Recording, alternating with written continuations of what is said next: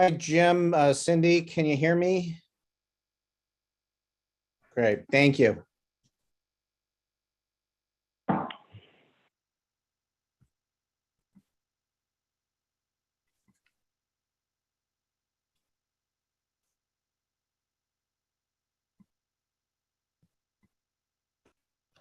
Hello, Anna. Hi, good evening. You go skiing today? Just outside on my fake lawn with all the snow. I know, pretty crazy. Kind of exciting.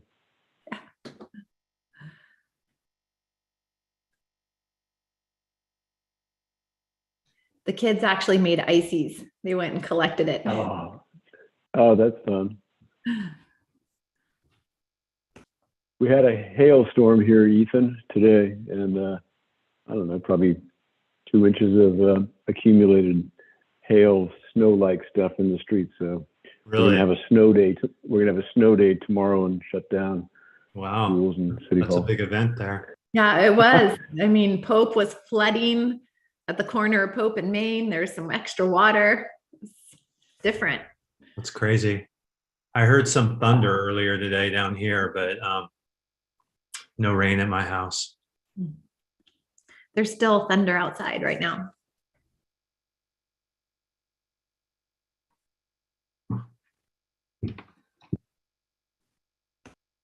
Okay, it's 5:59, just a few minutes here before we get rolling. I just want to make sure we've got a quorum on here. I've seen Councilmember Chateau. There is a quorum. Councilmember Harvey. Okay, good. I don't know if you want to just wait one more minute. Yeah, we'll wait Yeah, another minute. We'll wait let's till wait. 6:01. I believe Eric was going to be joining. Oh, there he is.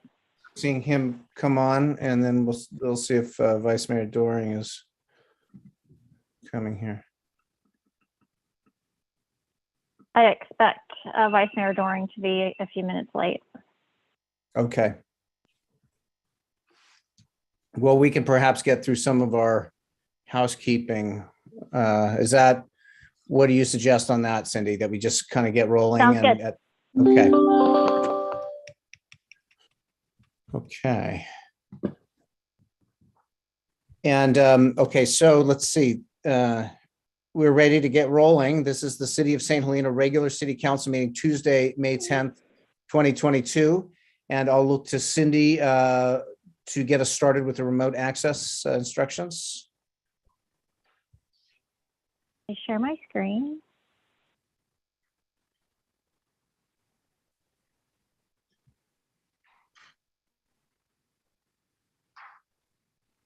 All right, participate in public comment by phone. You would dial into the meeting, which is 669-900-6833. At the prompt, you enter the meeting ID, which is 863-4348-3111. You would press the pound key, and during public comment, you would press *9 to speak. Thank you. And also to remind the public that we also have simultaneous Spanish interpretation services available if folks call ahead to schedule. To ensure interpreters are available, requests must be made at least 72 hours in advance by calling the office of the city clerk at 707-968-2640 or emailing cityclerk@cityofsthelena.org. We'll move to the roll call. I will say that today my screen is not queuing our council members up where I can see them in the first screen, at least not at this point. So I just want to make sure that folks use the electronic hand, as I may miss a raised hand, and maybe our city clerk, if a hand comes up, can let me know if I'm missing something. So with that, we'll move to our roll call, please. Mayor Ellsworth, Here. Vice Mayor Doring is going to be late. Council Member Hardy, Here. Chateau, Here. Hall, Here. Okay, and we'll move to our Pledge of Allegiance. If folks could mute your microphones and follow with me, please. Put your hands on place your hands on your heart and follow with me, please.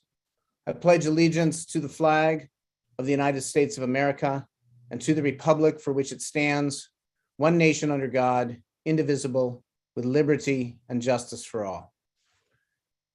Thank you.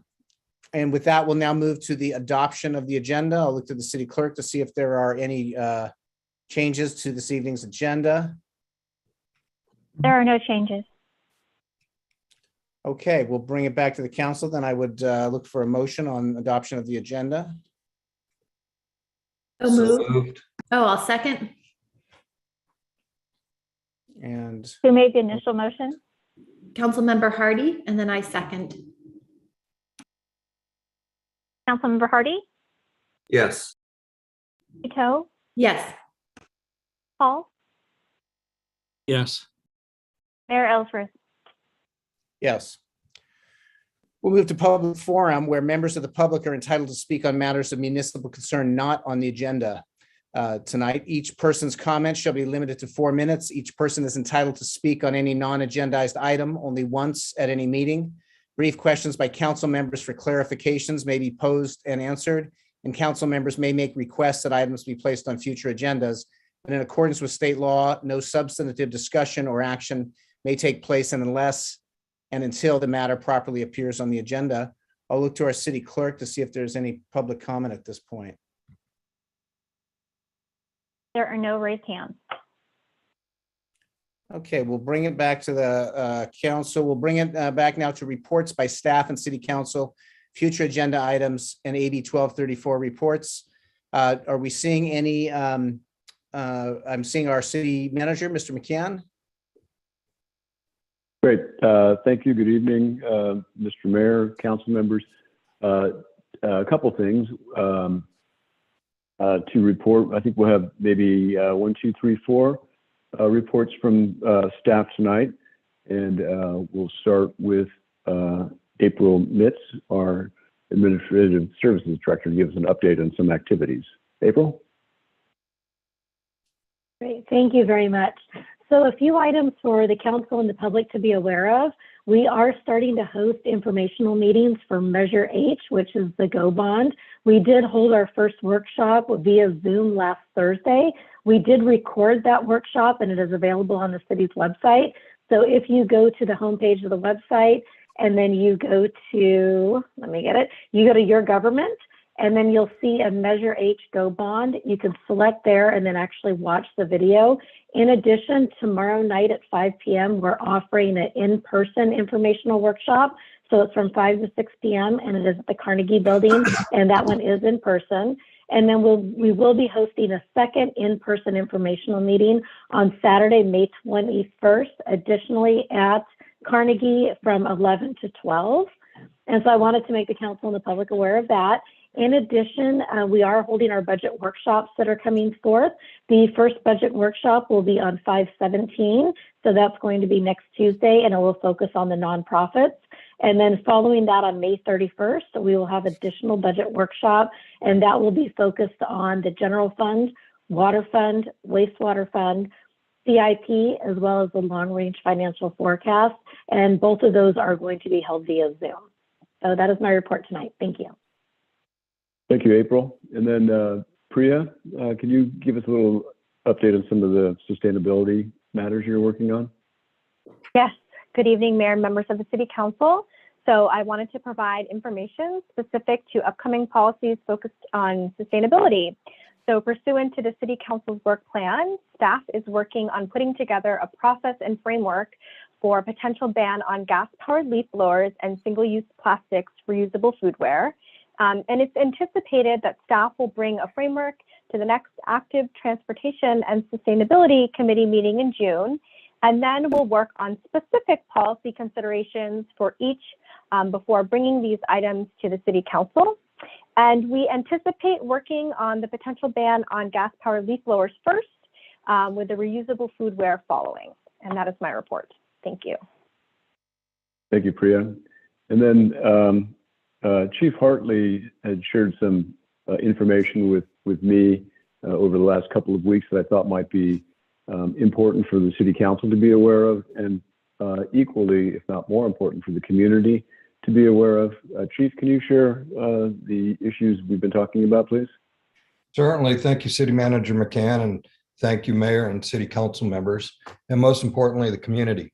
I just wanted to give you a quarterly update of the happenings within Napa County law enforcement.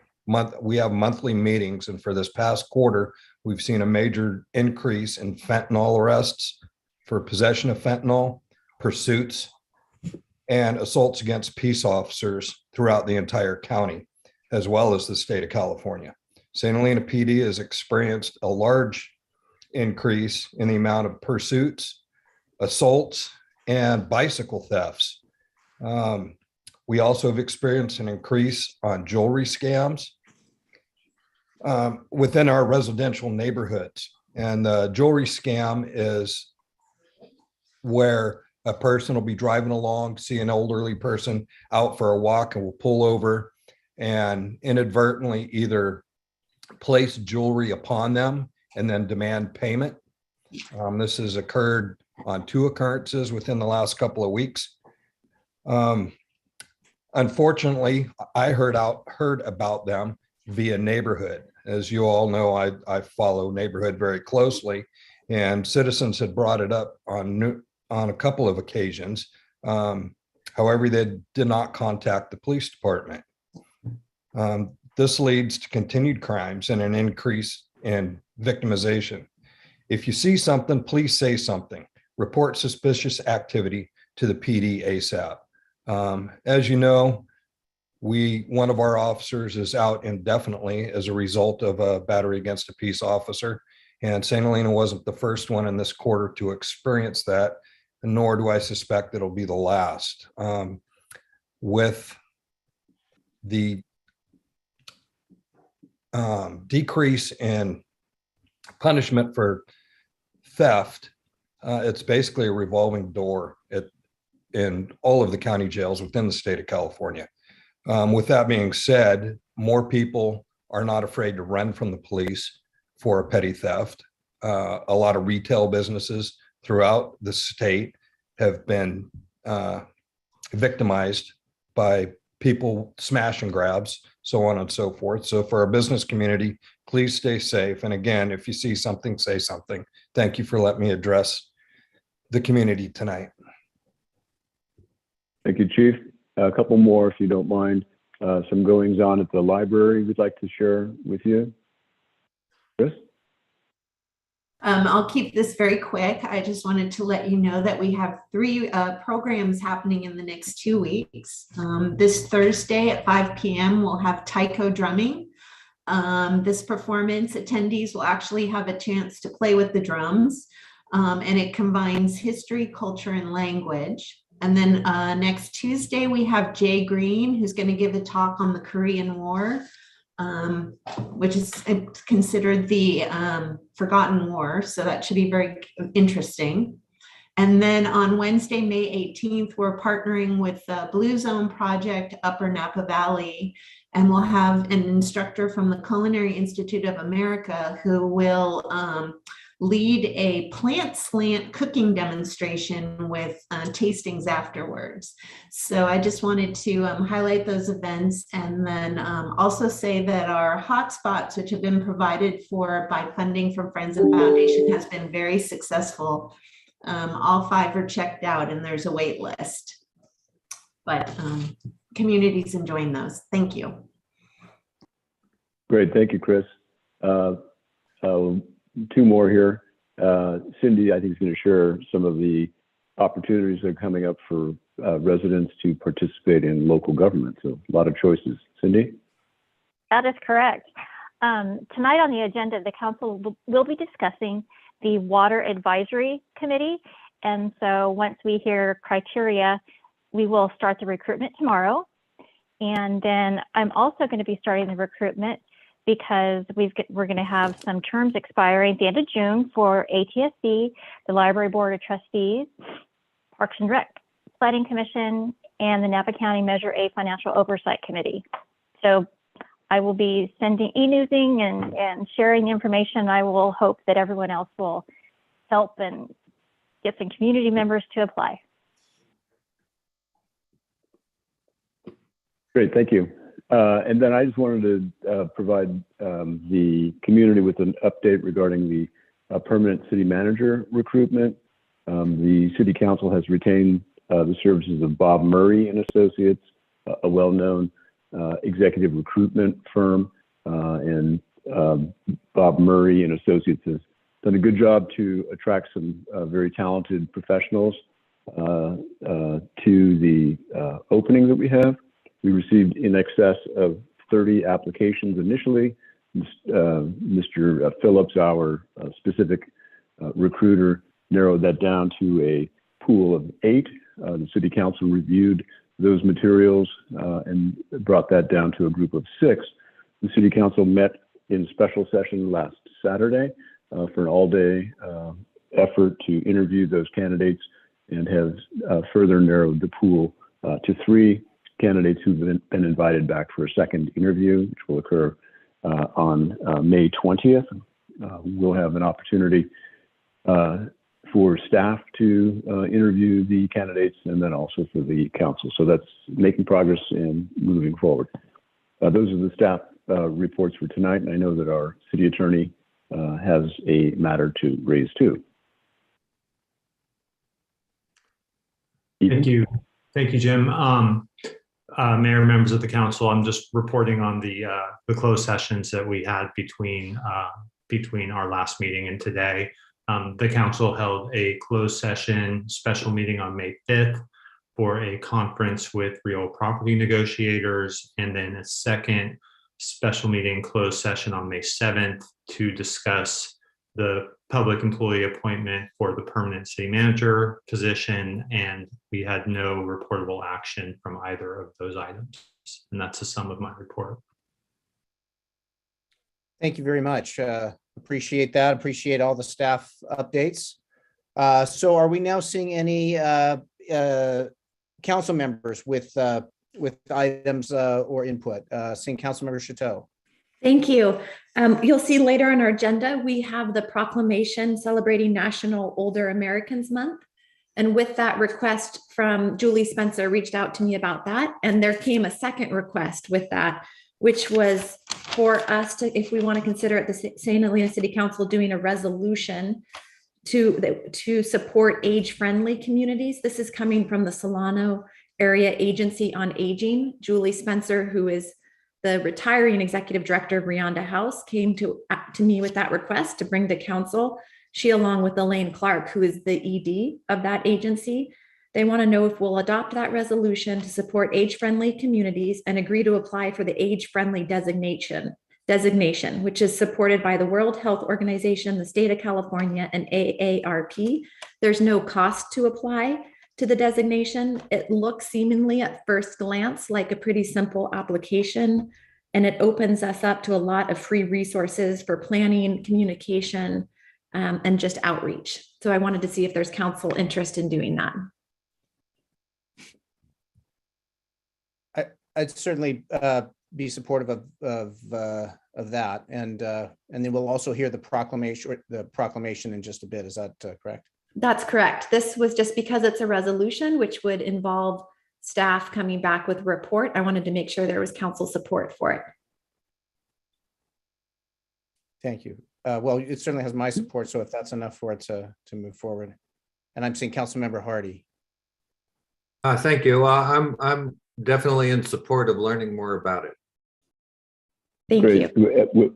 With that interest, we'll place it on a future agenda, look into the matter, make sure we understand whatever obligations and opportunities might be there, and bring it back for council discussion and consideration. Thank you, Anna. Thank you so much. Any other council input at this point? And I'm seeing none. I've got just a few items here. First, I want to, Dr. Mitz talked about the Measure H Go Bond meetings coming up. I want to just circle back on that and encourage people to participate Wednesday, May 11th, tomorrow, 6 p.m. at the Carnegie Building. And then also Saturday, May 21st, also at the Carnegie Building at 11 a.m. So again, just wanting to reiterate that those meetings are coming up, and hopefully the community can participate to get more information on Measure H, the water infrastructure bond, general obligation bond. So that I wanted to touch base on. I want our council to think about, not necessarily having to support or answer today, but I do believe there's a reason to look at our city council code of ethics. I think there are some vagaries in there that can be looked at in terms of contingencies for potential bias issues, and also potentially in election cycles, how does our ethics code apply? So I want to put it out to the council to think about. If there's no sort of support for it today, to think about it over the next 2 weeks, and perhaps when we come back after some thought, maybe there'll be some support to look at it. So I want to put that out there. And then I want to also look to our Upper Valley Waste Management Agency representation and ask just a couple questions. First, if there's going to be an update on the potential, or we were told there are going to be some rate increases. And so if we could learn more about the percentages and timelines related to those. And then also was interested in, is there a analysis of the composition of the mulch and compost coming in? I believe the city has a buyback program on those. And just wondering if we can get some analysis for any potential chemical levels, or sort of what is included in those mulches and composts. So that's just an ask that I'll have of the representation to see if something can come back on that. And that is pretty much what I've got. And with that, then we can move to our presentations and public recognitions, unless there's, I'm seeing Councilmember Chateau. Yes, do you mean me? Are you asking me as the Upper Valley Waste Management? Yes, I mean, yes, if there's some information that we can get, that would be helpful. Please put that, just send me an email like we normally do, and I'd be happy to work with the agency to get answers, or city staff or staff on that agency. But if you just send me an email, that would be great. Very well, I'll do that. Okay, with that, then we'll move to our presentations and public recognitions. We have two tonight. Our first is Napa County Landmarks. May is Historic Preservation Month, and this is a proclamation presented to Vince Traverso, the Napa County Landmarks Board member, who I believe is with us this evening. I'll look to our city clerk. He just joined us. Great, thank you. Mr. Traverso, can you hear me? Yes, thank you. Very good. Thank you. Thank you for being on. I'm going to read just a bit of this. I've truncated it a bit, but then I'll hand off to you. And if you have some comments, and sort of think about 3 minutes, we want to sort of keep things brief if we can, but we're really pleased to have you here. Thank you. So this is our City of St. Helena proclamation. Whereas the National Park Service's Register of Historic Places is authorized by the National Historic Preservation Act of 1966, the National Register program coordinates and supports public and private efforts to identify, evaluate, protect, and adapt for reuse America's historic, cultural, and archaeological resources. And Napa County is home to irreplaceable historic resources, including stone bridges, 19th century wineries, Victorian area commercial buildings, our WPA era post offices, as well as architect designed residences. And Napa County Landmarks, founded in 1974 by John Wittridge, is a nonprofit organization that fosters appreciation and preservation of historic buildings, sites, and districts through education programs, public policy, research, and technical assistance. And annually, NCL recognizes Napa County preservation through the Preservationist of the Year Award and awards of merit to honor those who have restored existing buildings at least 50 years old, or have rehabilitated or adapted an historic building or site for a new use.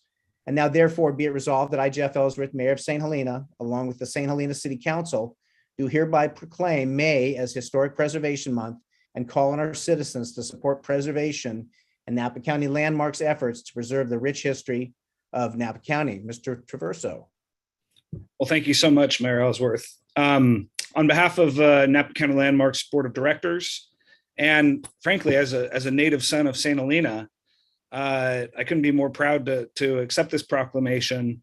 And just noting, you mentioned in the comment there about the stone bridges, how much ballast of Napa County's history that St. Helena itself holds. And we're always so appreciative of our fellow citizens that are mindful of it, to the point that, just to say thank you to the citizens of St. Helena, the civic institutions, and members of this very council, where we had a real win last fall when Caltrans withdrew its proposal to quote unquote improve the stone bridges at the north and south entrances of our downtown at Sulphur Creek and York Creek.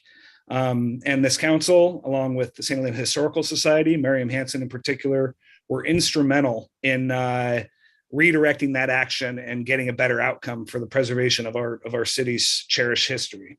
So whether it's the restoration of St. Helena High or the reuse of the Acacia House, what is now the Acacia House, I look forward to working with the city, with civic groups, and with the citizens themselves to preserve and to further appreciate our history. Next, and it's not St. Helena, but next on our sort of target list is the depot in Rutherford, which I know is of importance to the citizens of St. Helena as we pass it up and down in our commutes through the valley. And we're working closely with the Wine Train, Rutherford Desk Society, candidates for supervisor, and Up Valley citizens in general. So thanks again, and happy History Month. Thank you, Mr. Traverso. Really pleased to have you here and accepting this proclamation. Thank you. So now we'll move on to our next proclamation. This is 7.2, proclamation declaring National Older Americans Month, May 2022, presented to Julie Spencer, founding executive director for the Rianda House. And for this, Council Member Chateau is going to take this as she brought it forward. Thank you so much. And of course, the iPad is freezing and it's not coming up, but I'll get it. Just a minute. So this came about, oh, here we go. We have Julie Spencer on. So Julie reached out about this, and as we know, she's retiring. And it's such a beautiful thing for us to do in our city because we do have such a strong nonprofit Rianda House that serves over 1,000 older adults every year with their programs. And we know that they somehow, through Julie's leadership, made it so that everybody stayed connected, even during the pandemic, with all of the mental health challenges and the hard times of being more isolated and being fearful of what was happening. Julie was there, and she was there every month on these Up Valley calls where she brings together all these different agencies that come together with this purpose to serve the older population with so much compassion and care. I really have not seen many leaders in my life like Julie who brings so much warmth and compassion to her leadership style and collaboration. So because of that, we worked in an acknowledgement of Julie Spencer's work and her legacy with Rianda House since she is retiring. And there's going to be a new wonderful executive director coming and transitioning at the end of the month. But in this we wanted to write something to celebrate National Older Americans Month in May, which is something that happens nationally. And we did the same thing last year, and we just made it work for this month. Do you want me to read it, Mayor, or can Julie just say a few words? Is there a bit from this that you've selected, Deed? Sure, because it's pretty long, but I can read it. Do you want to just perhaps read, say, the first two paragraphs and then let Julie jump in? But I also want to read the paragraph about Julie. So yes, please. Whereas during Older Americans Month, the city of St. Helena honors our seniors and the tremendous impact they have made in our community. Older Americans contribute their time and wisdom to make our community stronger, more informed, and better connected. They are our loved ones, friends, mentors, essential workers, volunteers, and neighbors. We celebrate their achievements and recommit to providing our elders with the support and services they need to thrive and age with dignity. So whereas the city of St. Helena recognizes our responsibility to ensure that every American has the opportunity to age with dignity, and the older adults have always been a vital source of strength and resiliency. During the pandemic, many seniors came out of retirement to serve their communities in healthcare and education roles, filling job vacancies in critical shortage areas. Moving forward, we must ensure that older Americans have the appropriate resources to maintain their independence and stay connected to their communities. Whereas the residents from St. Helena and surrounding area came together to create Rianda House, the only senior center north of Napa to provide opportunities to enrich the lives of individuals of all ages by involving older adults in the redefinition of aging in our community, promoting home and community-based services that support independent living, encouraging older adults to participate in healthful, educational, supportive, and fun activities. Whereas Julie Spencer has been the founding executive director since joining Rianda House in 2008, the year they opened, and is retiring. The city is honored and deeply grateful for Julie's legacy. We thank her for all that she has done to make Rianda House a beloved and vital part of St. Helena, and her unique ability to bring joy and connections to others.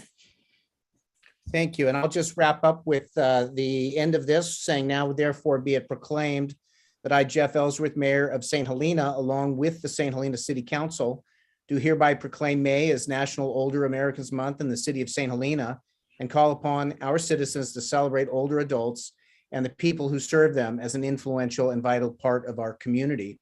And with that, I would invite Julie to say a few words for us.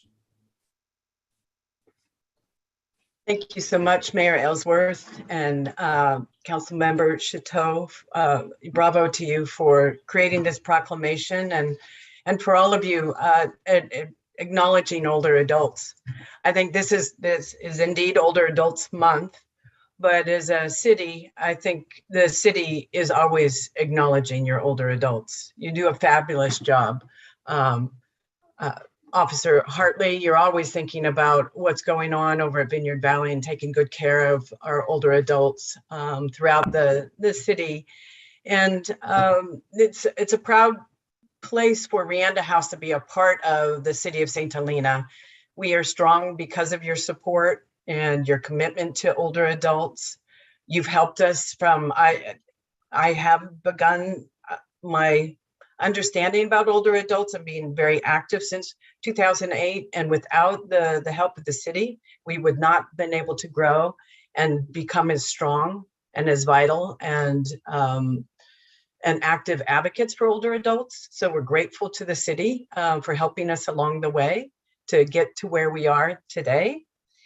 And I just, on a personal level, I'm just honored and privileged to be part of this very special proclamation to be added in. It's been quite a joy these last 14 years. They've kind of gone like this. Sometimes they've gone slower, or especially over the last 2.5 years. But thank you, friends, for supporting Rianda House and continuing to support Rianda House.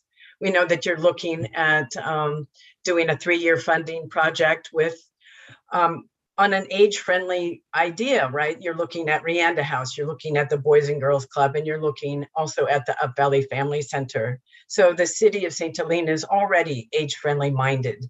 So I encourage you, and I'm grateful that you will investigate, review the suggestion that Councilmember Chateau mentioned about age-friendly resolution.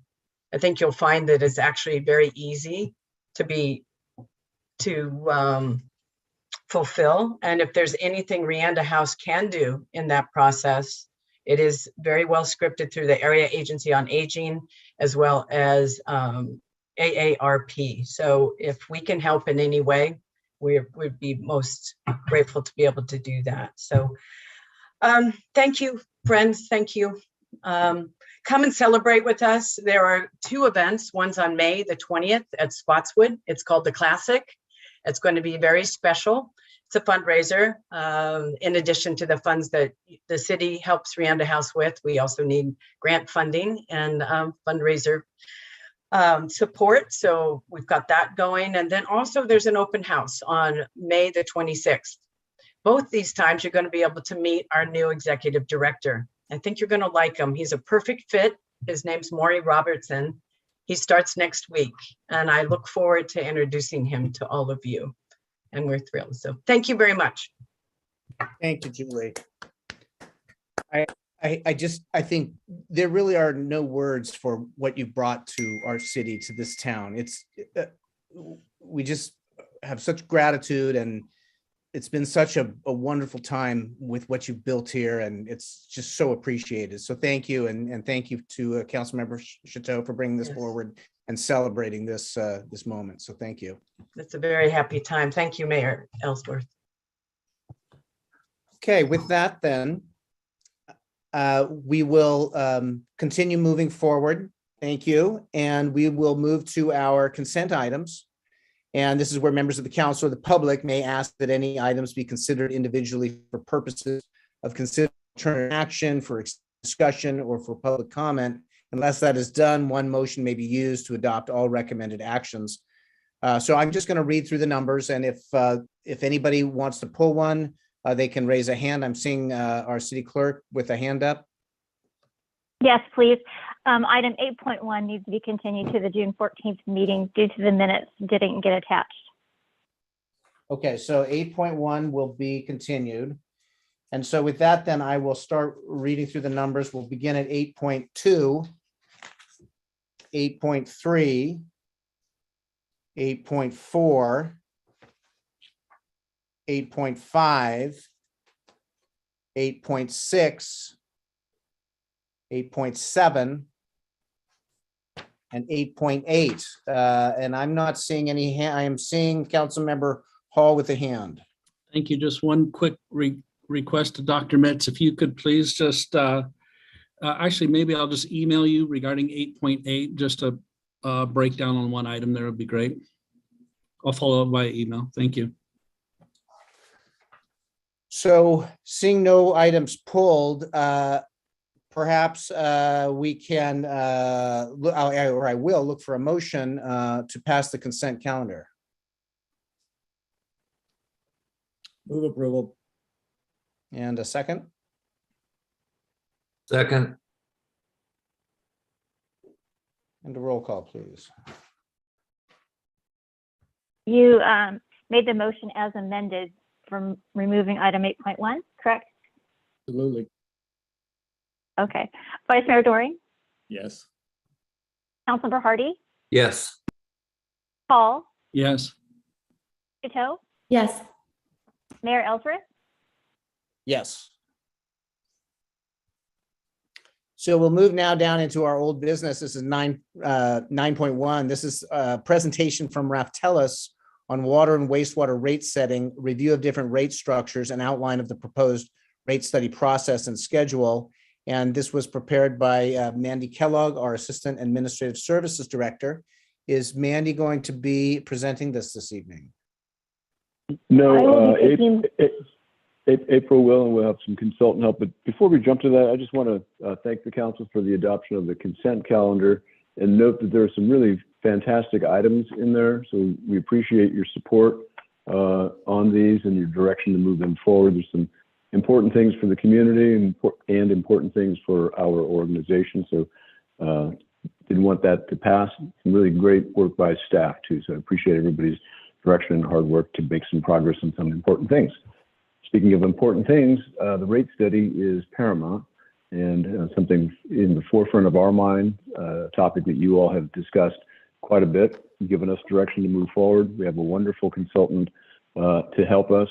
And tonight's really an opportunity to share some ideas, provide a little education, some background, get us all on with some common level of understanding of a very complicated matter and seek some direction.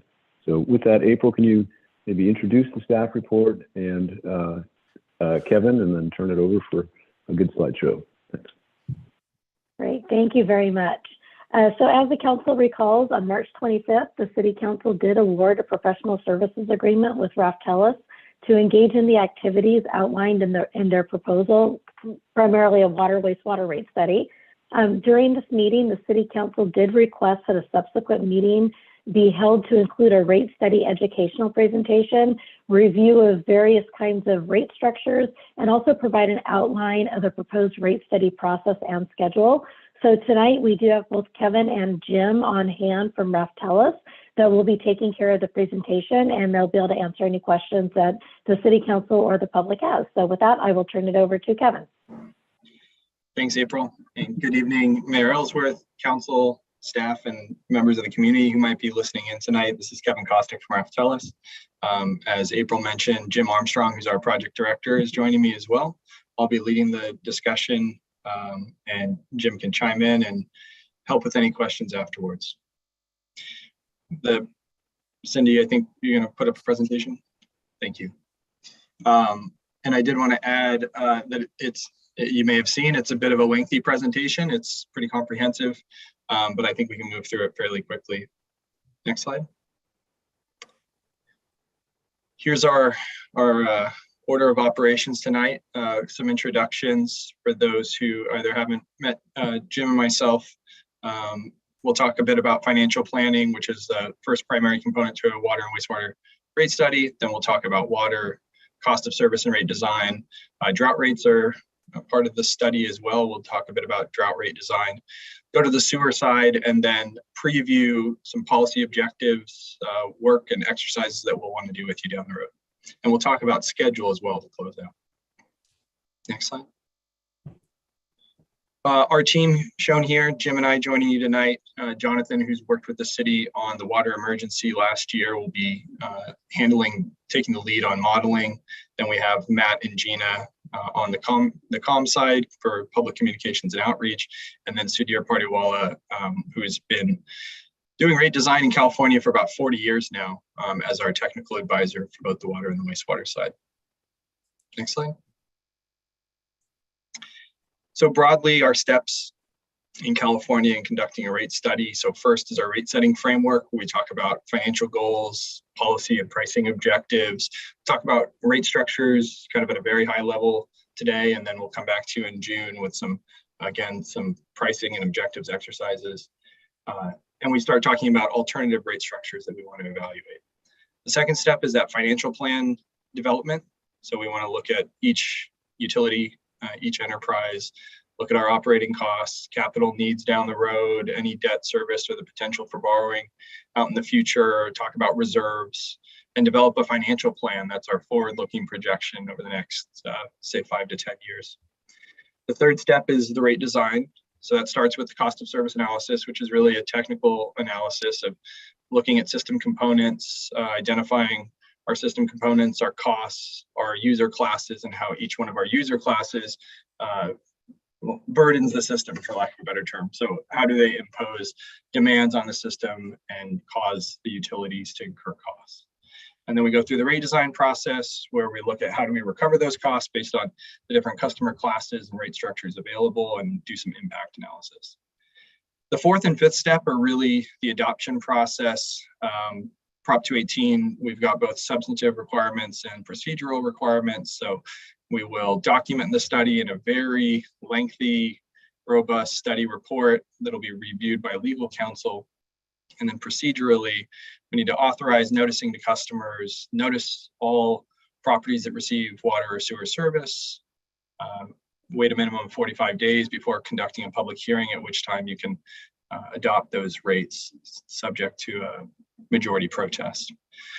And you see at the top of the continuum, we've got stakeholder engagement all along the way. And we've been working in the background with our staff and city staff to talk about opportunities to include the community. I know we've got a discussion item on Citizens Advisory Committee, but even beyond that, looking at engaging the community in open houses type formats along the way.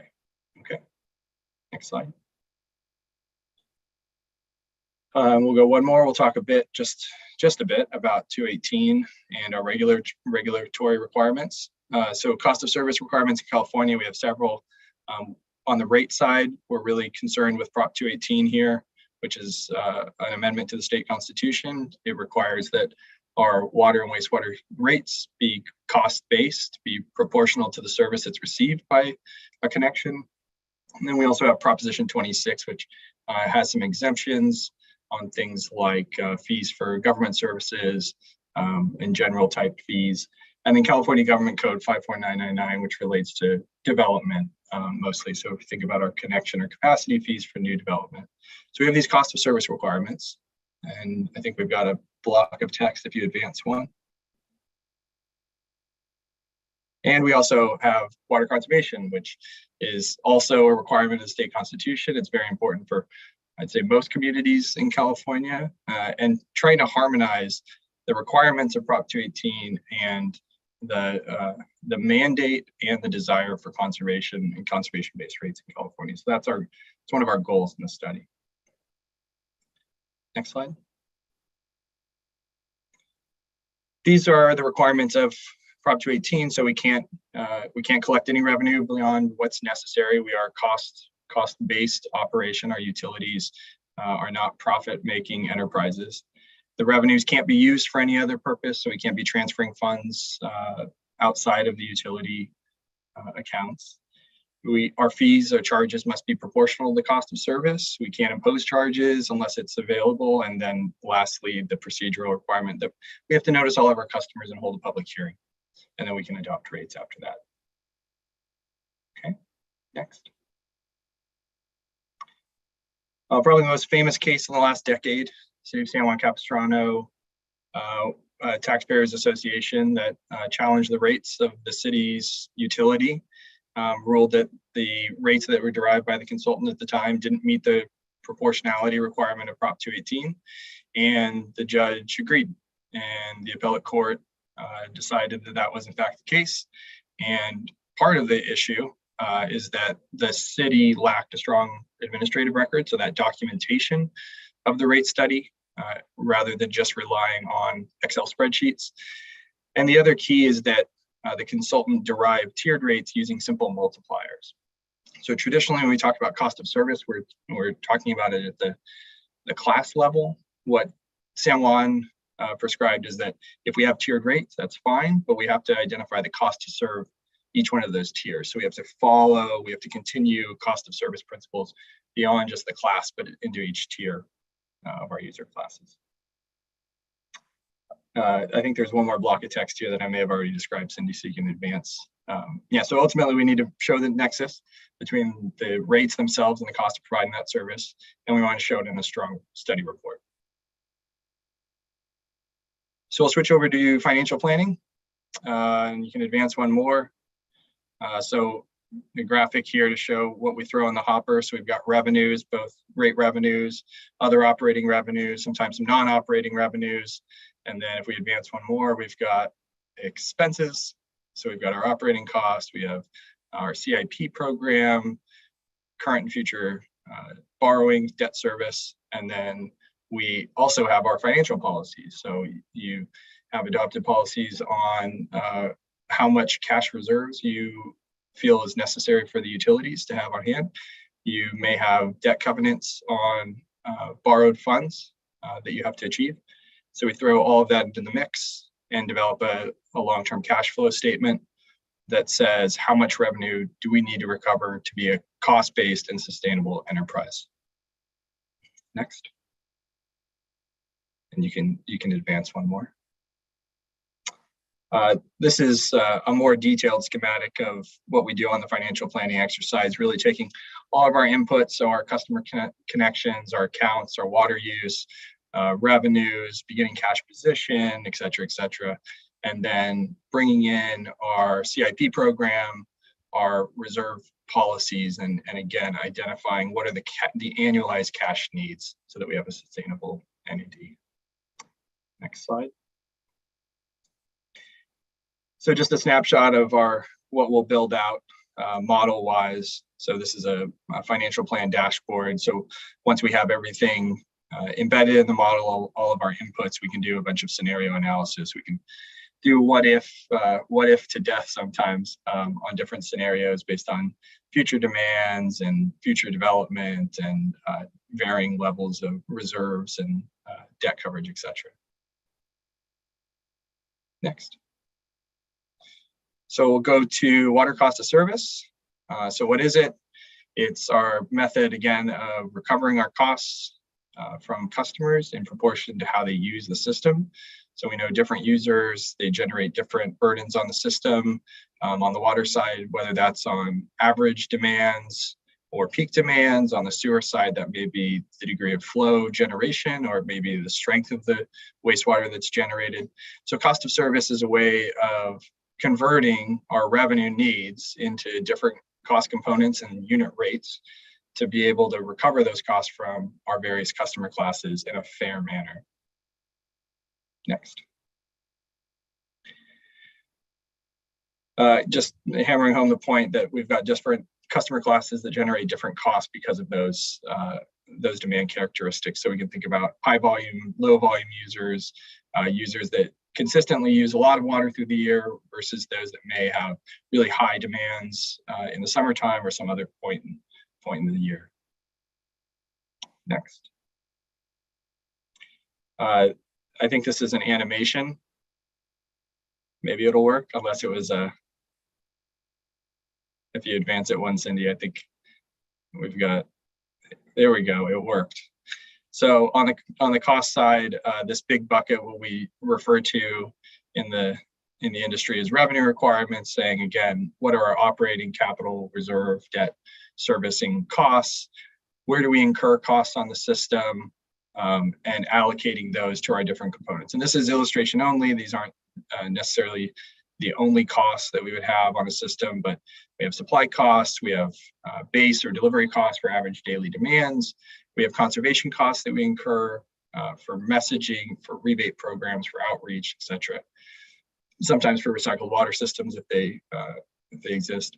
Then we have these extra capacity costs. So again, I referred to peaking. So that's how a customer or a class uses water at a peak period in the year relative to the average period in the year. And those four are generally recovered on a volumetric rate. So supply, average daily demand, conservation, and some portion of extra capacity or peaking. That normally finds its way into our water use rates, our commodity rates. And then some share of capacity, meter maintenance, and customer service costs find their way onto our fixed charges. So you also have a fixed charge that varies by meter size because different meters have different capacities. They can impose greater burdens on the system, both average demands and peak demands. So we carve out a share generally of those extra capacity costs for fixed charges, and those are recovered by meter size. So those are how we derive kind of our two primary components to our rates. Next slide. Then for uniform customer classes, it's fairly straightforward. We've derived the unit costs, and we know the units of service for each one of those classes, and we sum it up. We say, what's our cost for water supply, delivery, extra capacity, and conservation, and that becomes our total volumetric rate. So this is kind of the end of the road for a uniform rate, a uniform commodity or water use rate. And then when we get into tiered rates, we take that a step further. We say, okay, well, we've derived the unit costs, and now let's look at usage patterns and the supply requirements within each one of our tiers, so we can derive those costs.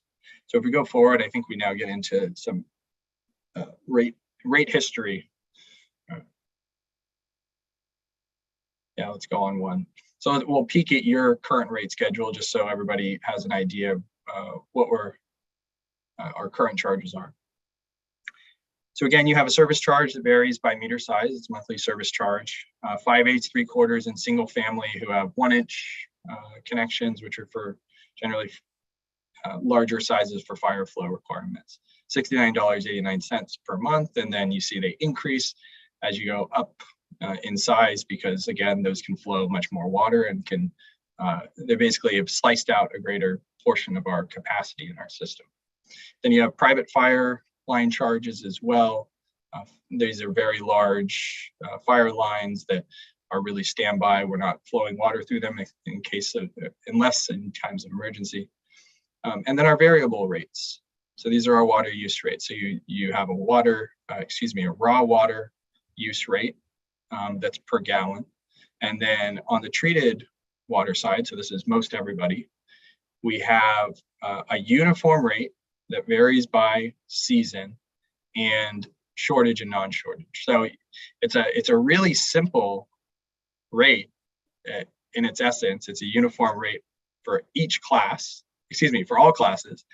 However, you vary it by season and this drought, non-drought. So non-drought off-peak being the wintertime, $6.50 per billing unit, and then peak $7.23 per billing unit. So that's our starting point. That's current charges. Let's go forward. So we'll go through a little bit of water rate structure evolution. In the beginning, we had flat rates. So initial utility service where we would have a fixed charge. It didn't matter how much water you used. You probably didn't even have a meter. So it's a flat rate for your service. And obviously, the pros here is you've got stable revenue. It's not going to vary by any sort of usage. It's easy to understand, that's for sure, but obviously it's not equitable. There's no conservation signal, not affordable for essential use. That, you know, there's not really any of this left. There might be a few agencies around the Delta or in parts of California that aren't metered that may have a flat rate, but this is mostly gone the way of the dinosaurs. Next. Next is our uniform rate. So kind of your starting point would be this uniform rate. The pros here is that we have fairly stable revenue, right? We don't have a very high, like a low tier and then a very high tier. And if we have fixed costs in the higher tiers, we have potential revenue instability. So this is just a uniform rate that's kind of averaged across all classes again. It's administratively easy and it's easy for customers to understand. But the downside is that there is a conservation signal because now we're at least charging people, or we're billing them for the water that they actually use. So there is a price signal there, but it's not very strong. And it's not necessarily affordable for essential use, right? Because we don't have, in a uniform rate, we're basically saying this is the average cost. And so we have high users, we have low users, we have different sources, and we're basically averaging them out. We go to the next, then we have seasonal rates. And so you're kind of here, you're in between, right? You're here, I guess. You have a uniform rate and it has a seasonal variation. So you have a different charge in the summertime that's higher, has those embedded in there, or those extra capacity costs presumably, and then a lower rate in the wintertime. And so now we've got a little bit better of a conservation signal, still fairly easy for most agencies to administer. The downside is there's a little bit more revenue instability. Now, this is all relative, not saying that there's a lot of revenue instability, but that it's greater than a uniform rate. And again, not necessarily affordable for essential use. Now, it is slightly lower in the wintertime, thankfully, but again, in its essence, we're kind of averaging a rate when we have a uniform rate to begin with. We're averaging it across both within and between our different classes. So next we get up to our inclining tiers. We advance once. Inclining tiers, which have become, I'd say they become the standard, at least in California. So now we've got a much stronger conservation signal. We can price for affordability for essential use, so for indoor needs, for low water use. Easy to administer. I mean, I think most customer billing systems can handle tiered rates, and fairly easy to understand. Customers, I think, are mostly familiar with the idea of tiered rates, if not for water, then perhaps for energy. The downside here is now, they're not saying that this is a good thing or a bad thing, but what it does is we're now targeting to some degree larger water users, right? At least within a class. So if you use more water, not only are you going to pay more in absolute terms, but you're going to pay a higher unit rate for that water. Now, we've derived that there's a cost justification for it, but at the end of the day, it's the low volume water users that will benefit.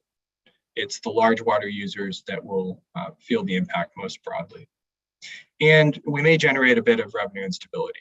So for certain agencies, it may be that they have avoidable costs. Maybe there's purchase water costs that if customers don't use the water, they don't pay for it. And so even having a high tier isn't going to generate much revenue instability. Now, another agency that might want tiered rates but have almost entirely fixed costs, there's some degree of fixed costs that you have to kind of trade off in those upper tiers to say we're okay with a bit of revenue instability, provided it gives a strong conservation signal, because that's a higher priority for us. So inclining tiers are the standard for the most part in California. But if we go to the next one, Sorry, Cindy. Yeah, so, I want to say it's not the new flavor, because water budgets, I feel like, were the new flavor maybe 8 to 10 years ago, and then they went on a hiatus. And I think there's always agencies that are evaluating it. There are still agencies that are adopting them. And water budgets are really just a special case of inclining tiers. And actually, when the city goes in and out of shortage, when you're in your phase 2 or phase 3 shortage, you are providing a water budget to your customer. So you're effectively going from a uniform rate in non-shortage conditions, or at least drought conditions that are phase 1, to an allocation based when you're in phase 2 and phase 3. And so you're kind of going to the water budget model. So I said it's a special case of inclining tier. Really what water budgets are is we provide a first tier that's supposed to provide for essential indoor needs, for single family and for multifamily users. So we have indoor needs, we calculate it based on average household densities, based on state efficiency standards, how many days of service there are in the month, and we come up with a volume. And those tend to be about the same across single family, multifamily. Everybody's going to have about the same tier, whether it's 4 units or 5 units or 6 units. The big difference is when we go to the outside. So when we start talking about landscaping and irrigation needs, we're basing our second tier or outdoor water budget on the efficient use on the parcel. And so you can think of 2 neighbors that have the same size family, they have the same size lot, they have the same size house. Everything's the same, except one has very little irrigation needs. They don't landscape, or they don't water vegetation. Maybe they have xeriscaped, whatever. The other family has a very lush property. They've invested a lot in their landscaping. They like it that way. And so they're going to get a larger budget, because it's not about conservation. It's not about the absolute units of water that you use. It's about the efficiency of the water. So if you're applying the water efficiently to that property that has these irrigation needs, you're going to be provided water for it. So in that example, the customer that has very little irrigation needs, they might only have 2 or 3 units in that second tier, where the neighbor with the lush landscaping, they might have 8 or 9 or 10 units in that tier. And so there's, is that fair? And that's ultimately a policy call and a judgment call for the community and for the council to make. There are agencies that have adopted water budgets. There's quite a few across Southern California. And I'll leave it there. So that's kind of the evolution of rates in one slide, or 5. I guess it was 5. Let's go to the next slide.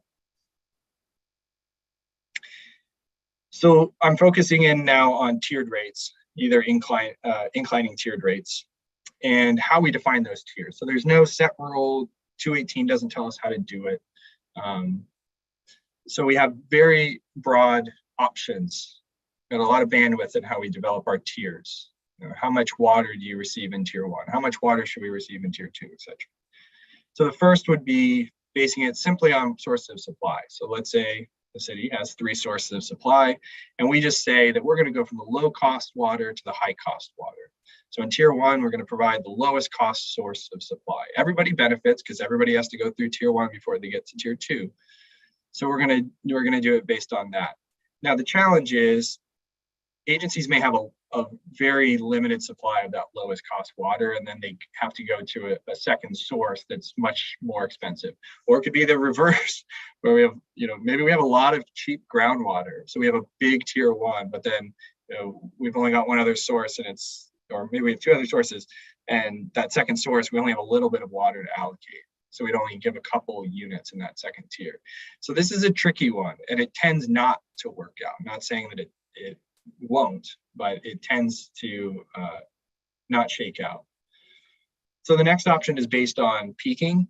And so we look at demand patterns of the customer class. So let's take single family residential, and we'll do a demand analysis and say, how do folks use water in the lowest period of the year, the winter time, the shoulder seasons, summer, peak summer, and so forth, and derive tiers based on those criteria, based on water use characteristics. And we can still loop in those sources of supply. We can blend those rates, right? We can say, well, we've got a little bit of cheap water or cheapest water for tier 1. We blend in a little bit of that next source of supply into that unit cost for tier 1. So we're still able to go from low cost to high cost. It's just, again, how do we derive how much water one receives in each tier? The last one would be based on efficiency. And this is kind of trying to mirror to some degree a water budget, but it's a simplified and maybe a bit more fair because we're averaging. We're not taking kind of the people with the lowest needs and giving them a little, and the people with the highest irrigation needs and giving a lot. So we would say either what do we think is appropriate for indoor use, or again, based on efficiency targets, say 50, 55 gallons per person per day, average household size. And then for the outdoors, we could look at kind of average lot size, average percentage of lot size that's irrigated, different kind of average class metrics to use and define a second tier. So these are our different tier definition options that we'll be evaluating. Next slide. Just a couple examples here. Probably should have advanced to them.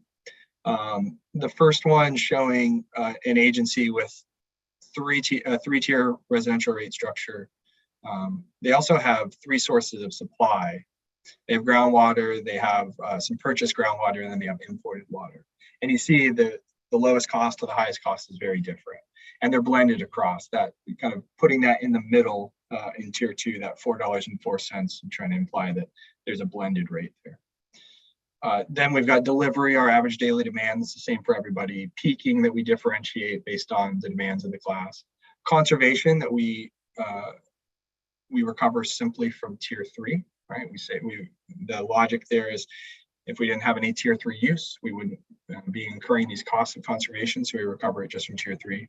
And then this agency has some non-rate revenue that they're able to apply to effectively buy down the rates in tier 1 and tier 2. And you see pretty substantial differentiation between the rates from $4.39 in the low tier to $10.43 in the highest tier. And getting back to, we've got the conservation signal, but we've got trade-offs with revenue instability. Now, in this case, they have imported water. So if they're not buying that water, and if they're not selling the water, then they're not purchasing the water. They're avoiding that cost. So that revenue instability is mitigated to a large degree. The table on the bottom, you talk about tier differentiation. So only one source of supply, local groundwater, $4.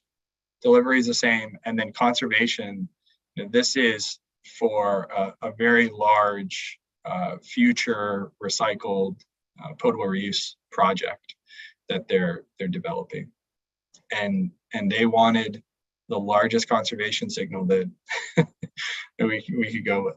So going from tier 1 at $6.43 to a second tier, this is a communication tool of saying we have a very limited supply, and if you want to use more than that limited supply, then you have to pay for these new facilities.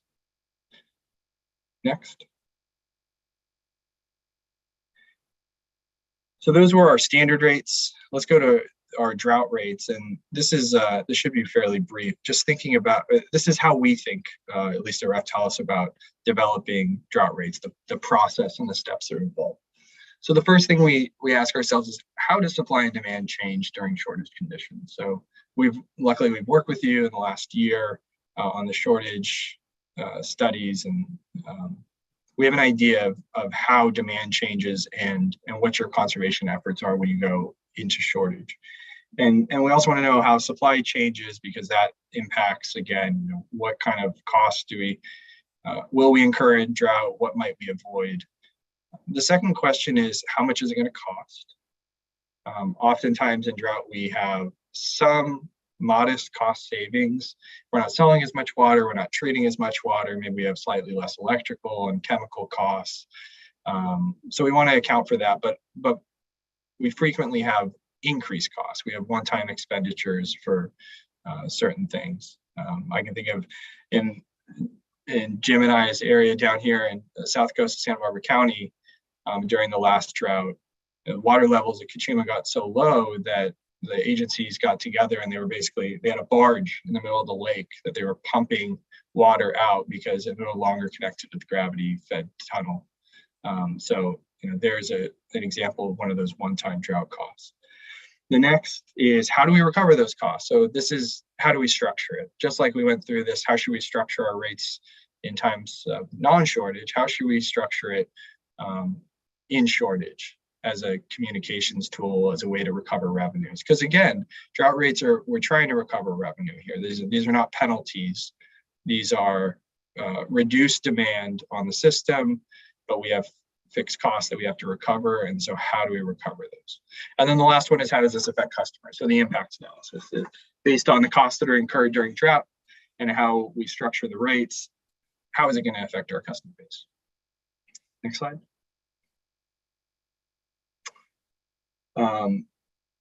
I think I talked through most of these. So in the interest of time, let's advance.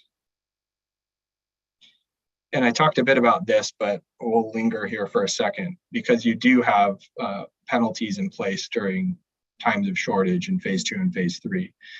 So to be clear to everyone, drought penalties are for your water rationing, and we're not intending to derive revenue from them. We're not relying on them as a revenue generating tool to make the utility whole in times of shortage. That's what your drought rates are for. That's what drought rates are designed to do. And so this is, this is like a violation or a ticket or whatever, what have you. And they're not based on cost of service, right? There's no nexus to cost, because we're not trying to recover this as rate revenue. So they're not subject to Prop 218.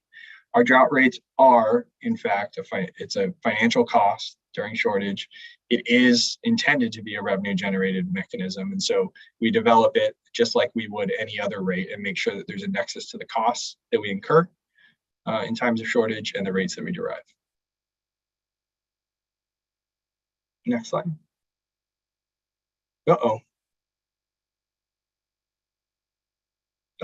Cindy, could you advance one? I think, oh, look at that. It was somehow animated, partial animation.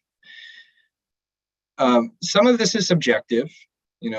Some of them could be 2 stars instead of 3, or 1 instead of 2, but we want to give you kind of an idea of the primary objectives we see when we talk about drought rates and the primary drought rate structures. So objectives on the left, easy to understand and administer. I know staff and customers like that. Stability and guaranteed recovery of revenue. We wouldn't be imposing drought rates unless we really needed to recover the revenue. And so that is a concern. Ability to change the bill. So that's, how much customer control should one have in times of shortage.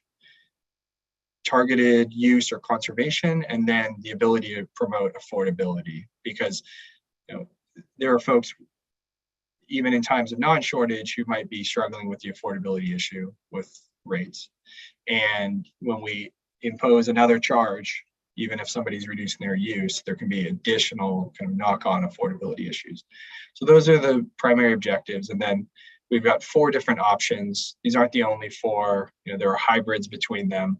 But the first would be a monthly fixed charge. This is basically saying we're gonna guarantee revenue recovery, because we're gonna put it on a supplemental meter charge, basically. So for 5/8 inch meter, you pay X, and for 1 inch meter, you pay Y, and it's basically differentiated by meter size, just like that fixed component on your bill.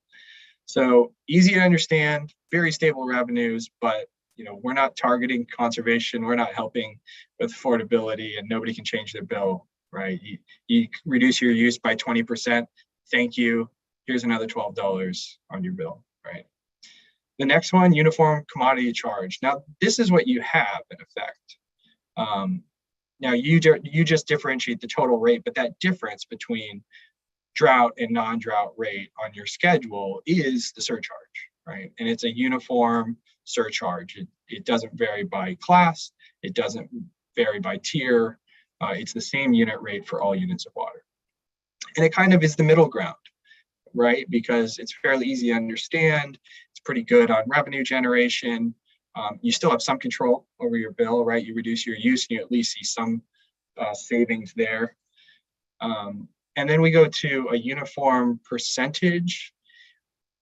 This one is what I think is nice, at least from a rate consultant living in the 218 world. What's nice about uniform percentage is we kind of make it an extension of our cost of service. And so we derive the cost of service rates. And then if we're in drought, we say, okay, well, we need to recover X dollars to make ourselves whole if we have a 20% reduction or 30% reduction. And we simply take those cost of service based rates and we apply a percentage to each one of them. And so if we have rates that are differentiated by class, we have rates that are differentiated by tier within a class, then we're going to vary the surcharge too. And so what we get to is where we have a lower surcharge for some classes and a higher for others, a lower surcharge in the first tier than we have in the third tier. And so that's why you see here that it helps with affordability, with conservation, with a customer's ability to control their bill.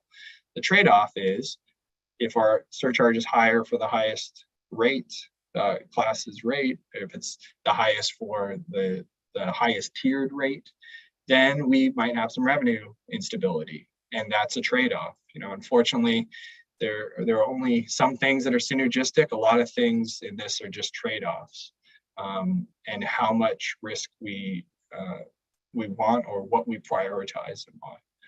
So the last one will be inclining commodity charge, which is basically just trying to come up with another almost an independent tiered rate structure to tack on.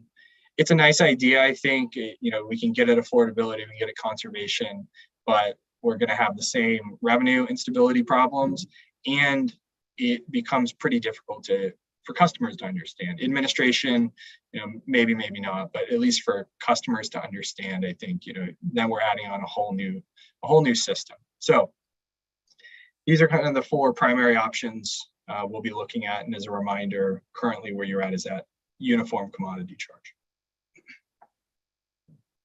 Okay, next slide. Some examples. I think I kind of riffed on some of these examples actually, but monthly charge, again, just a flat charge based on meter size. Uniform, the example would be $1.40 per 100 cubic feet. These are all illustration only. Uniform percentage, again, we're just applying a percentage to all the existing rates. And then an inclining tier where we're developing different rates for each tier in each class.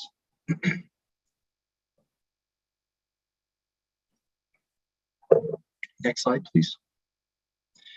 We'll go briefly to the sewer side of the house. Your current wastewater rates. So residential, we have a fixed and variable component. Fixed is per dwelling unit.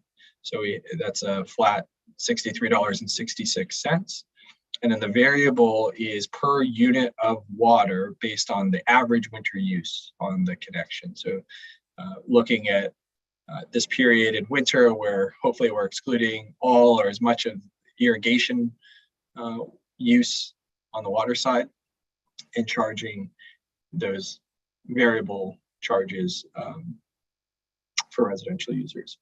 And then for non-residential, the monthly rather than a fixed, because we don't have dwelling units, varies by meter size, 5/8 all the way up to 6 inch.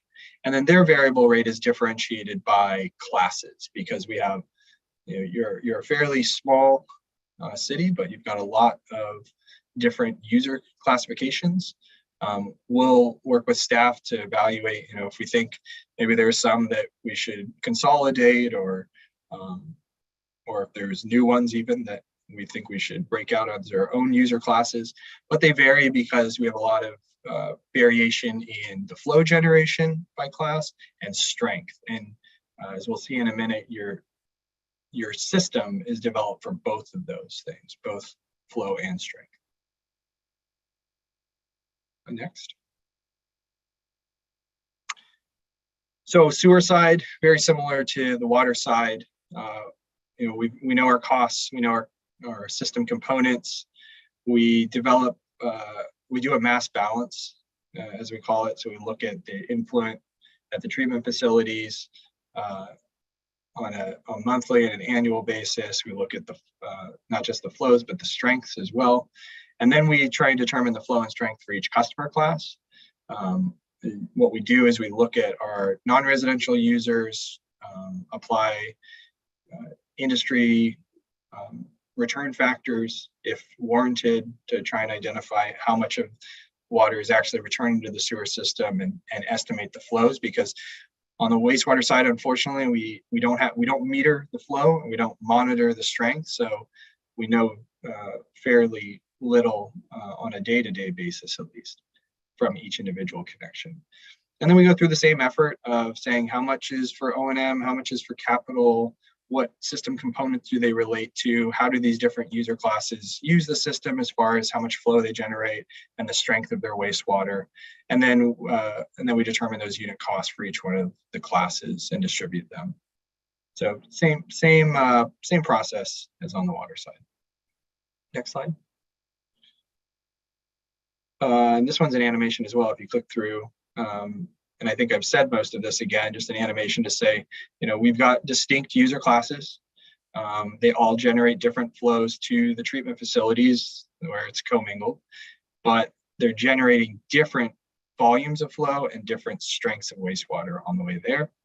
And so we want to account for that in our cost of service. Next. And then as I mentioned, and if you advance one more, I'm sorry, Cindy, I forgot. So many of these have little animations on them. So our collection system, so the pipes from our customer connections through to the treatment plant, that's sized for flows. We don't really care about strength to a great degree. That's mostly flow related on the collection side, and the treatment plant is built both for flow and for strength. Now it depends on the type of facilities and the improvements. That all varies, kind of how much is for flow, how much is for our different strength parameters. But most of the time it's flow is strength and flow and strength of the treatment facility. And then next. Same animation as on the water side, so you can cut through this one, Cindy. We simply take our costs that we need to recover and allocate them to flow and then to our our strength parameters, biochemical oxygen demand, that's BOD, and then TSS, total suspended solids. Next.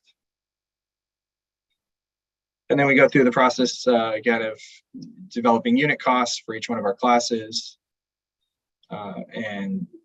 unit costs for the system, and then assigning those unit costs to each of our classes based on their respective flows and strengths. Next. And I think you can go through. Thank you. Okay, last item, or I should say second to last item, is just a preview into some policy objectives, items that we'll want to discuss with you next month. So we'll start with financial policies, so reserve policies for our utilities.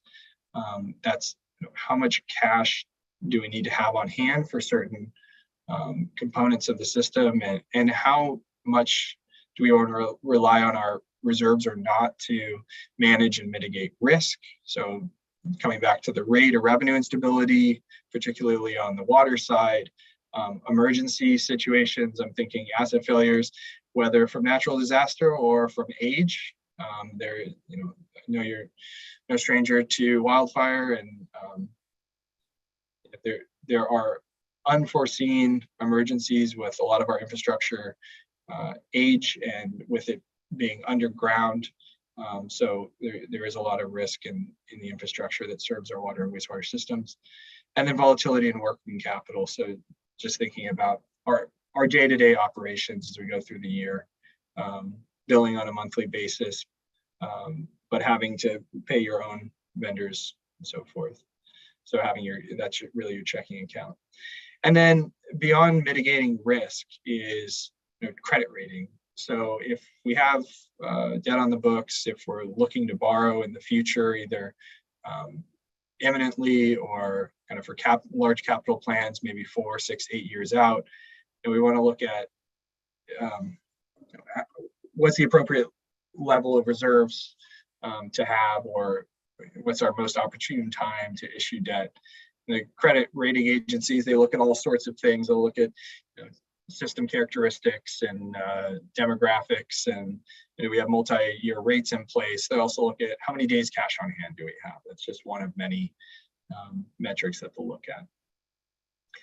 So really, this is all about sound financial management, a long-range look, and kind of thinking of these policies in some discrete buckets that sum up to an appropriate reserve level for the water and the wastewater utility.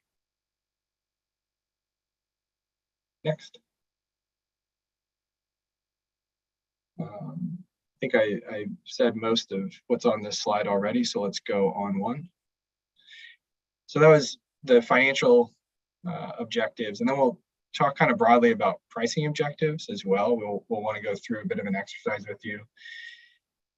These are the 8 primary objectives we tend to think of on the rate design and financial planning side: revenue stability, affordability, financial stability, conservation, administrative ease, equity, defensibility, and customer understanding. And it's not about picking one over the other. I think that everybody cares about all of these. And unfortunately, when we are making a long-range financial plan, when we're looking at alternative rate structures and developing and designing rates, there are trade-offs, and we can't care about everything to the same degree. So we have to rank or prioritize certain things because ultimately our rates are a communications tool, and they're trying to communicate our objectives and our policy goals for the utilities and the community as well. So, one example would be revenue stability, and then pick affordability or conservation, right? We can develop a rate structure that is very revenue stable, right? You have a high fixed charge and you keep a uniform rate, but that doesn't promote affordability, and it's not going to drive conservation, right? So there's a balancing act there. We can do certain things to some degree, kind of mitigate or balance between those, but there are trade-offs to be made. I just want to preview that for you. And I think the next slide goes into a little bit more detail on some of these. If we can go into the next slide. Yeah, so this just kind of breaks out some subcategorizations or some detail on each one of on some of these pricing objectives, not all the ones that you saw on the previous slide. Conservation and finance and affordability, those tend to be the big 3 that every agency tends to struggle with, right? I mean, affordability is a big issue everywhere, whether we're talking about housing affordability or water and sewer rates. And then as an agency, you wanted to make sure you have stable revenues, either for executing your capital plan, planning for the future, paying your own bills along the way. Next slide. And I'm not sure if the next one made it in, Cindy. I think we had this as slightly different rather than a table. Oh, let's just go back. We'll go back to the table. That one doesn't look nice. So we want to give you an idea of the timeline here. So it says project kickoff in April. So we've been, we had and are having conversations with staff along the way. Data is trickling in. I know staff has been working on many other issues. I know we're in budget season 2. So we're getting underway. We're here tonight, that second row, May 10th. And then we're talking, I know you have an idea on the Citizens Advisory Committee. The idea there would kick off with them sometime in June, and then be back with you and that committee late June to talk about pricing and policy and rate objectives in some detail. And then working with the future CAC over the summer, and then having an open house with the community at some point in the summer to talk about the rate study and the process and all that. And then coming back pretty early in the fall with our preliminary rates. That's our goal. Our goal is to have some preliminary rates and financial plans. It should be on there early in the fall. Actually, I guess that's still the summer in early September. And then holding additional open houses with the community in the fall, coming back to you in the November timeframe for kind of revised rates and a final selection. And then beyond November, you go all the way out to March and you think, wow, why do we have to wait all the way to March? Well, procedurally, once we get to that selection point, there's a lot to do. So first we have to write our report based on that selection. And that is about a months-long process. And we want to make sure that that report is drafted, that it's reviewed by legal, that it's available to you when staff seeks authorization to notice customers. And so given November, we'll write a report over the holidays. Maybe we'll give it to staff as a Christmas present, and then come back to you in January for a rate authorization. And then beyond that rate authorization, we've got a 45-day waiting period. Then we have a public hearing. Then we have the normal procedures and second reading and 30-day wait and so on. So we're here in May, and March seems like it's a long time, but we start backing up on all the kind of procedural stuff, and knowing that we want this to be thorough. We want to involve the community. We know that you like and want to have lots of discussion on this, and it's an important study. So it's going to take some time to deliver, and we're kind of getting underway now. I think that's the last slide I have.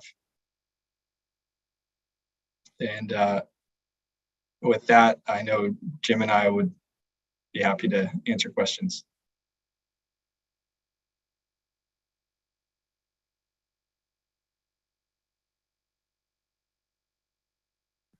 Thank you, Mr. Kostick. I really, really appreciate it. We all appreciate the very comprehensive report. Really helps us see this project in its complexity and in also its kind of through line. So it's really appreciated. I'm seeing Councilmember Hardy. Thank you. I want to go back to the pricing discussion. It was clear enough to me how with water source-based tiers, there's a connection between the source and the cost. It's not so obvious to me how time of use or water efficiency relate to the cost to deliver water. I wonder if you could say more about that. Sure.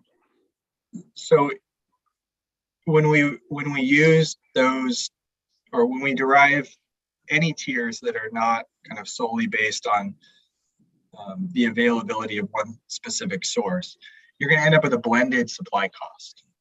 So it might be that let's say tier one, we end up with a tier that's 6 units wide.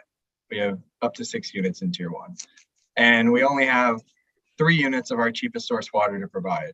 And we go to our next source, and there's 3 units there. We're going to weight the cost. We'll have a weighted average cost of supply.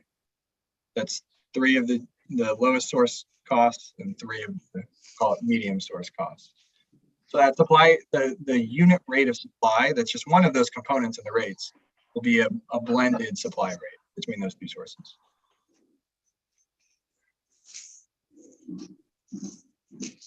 I don't, maybe I'm not asking my question clearly enough. I mean, I understand what you said with respect to how the costs associated with different sources are incorporated into different inclining rate structures. But what I was hoping to learn is whether there are different costs associated with water efficiency or inefficiency that are the basis for tiering based on efficiency, and similarly, whether there are particular increases or decreases in cost associated with time of use or what you referred to as peaking factors? So if we're using efficiency, we would be using state standards or state guidance on water use efficiency for indoor needs. So the state has a standard of, I forget if it's now down to 52.5 or if we're going to 50 pretty soon here, but 50 to 55 gallons per person per day for meeting basic indoor needs. And so we would use that quote unquote efficiency standard per person, multiply it by the assumed number of people in a household in St. Helena and the number of days in a billing period. And you come up with a volume of water. Okay, so then what I'm understanding from that is that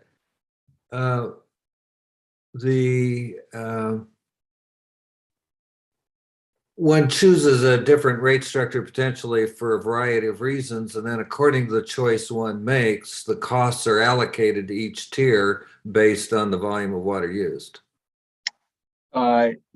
Yes. When we choose a different, if we go from 6 units, and we're going to have a model that will develop to do this, but if we look at rates at 6 units in tier 1 versus 7 units or versus 8 units, those rates will all be different because we're in the background, we're looking at, okay, well, based on the customer base and the demand patterns, if we have X number of units in that bucket rather than Y, then how do those costs change? What are our supply costs? How does peaking change modestly, that sort of thing? So yeah, every time we change the tiers, those costs will change. And then the choice about which sort of structure or how to combine these structures, which I understand is a possibility, would be based ordinarily on these other criteria that you discussed, relative stability or instability of revenue and other consequences that are favorable or unfavorable from the council and community perspective. That's right. We've got a lot of discretion in the rate structure that we develop and we propose, provided it's cost-based. We also have discretion to some degree on what's fixed and what's variable. So what ultimately is on a fixed component based on meter size and what is on the commodity water use rate. Thank you. That answers my question very well. Thank you. Thanks. Thank you. And now I'm seeing Councilmember Hall. Thank you. I actually had 2 questions, but I think one was just answered. The other item, I'm not sure it's really a question. It's just something that as we're working our way through this, whatever decisions we come up with on crafting a model that we like and that we think fits our community, I guess the other issue is how do we ensure that we've got the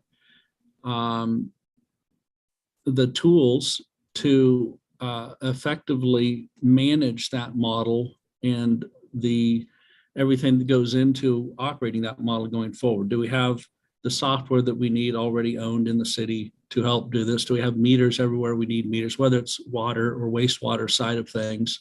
And we might be able to design something, but can we actually execute it? And that would be, I just think, another good component of the study to ensure that we don't lose sight of that maybe we might select a model that looks great, but if we can't manage it, then we can't go with that model. Or we have to make a decision to look at what's required, what additional investment do we need to operate the model that we want. Yeah, thank you. Thank you. Mr. Kostick, any response on that? No, if I understand correctly, you're talking mostly about if your customer billing information systems could handle. So I think we're happy to work with staff to make sure that what you have, or to identify any structures, I guess, i.e. a water budget rate structure that maybe your current system couldn't manage or would need to be revised for. Very good. Councilmember Hall, your hand still is that, or is there another question? Just one follow-up question. I was just thinking of, I guess we'll do this the next time we do a rate study, but at some point we'll need to look at any reclaimed water that we're able to capture once we're done with the wastewater treatment plant upgrade, right? That should wrap up about the same time, I think, that this study will wrap up. So suddenly there'll be another component here where we might be able to derive revenue from reclaimed water for irrigation use, et cetera, pending some other future investment in purple pipe, et cetera. So I don't know how all that actually maps out on a calendar today and what that looks like, but I know that I think we try to do these rate studies only once every 5 years. And anyway, it might be nice to just think through that a little bit as well and see if there's any adjustment that needs to be made for that. Thank you. And I'm seeing City Manager McCann's hand up. He may have a response on that. Yeah, Councilmember Hall, I would expect that reclaim system will be a part of the rate structure.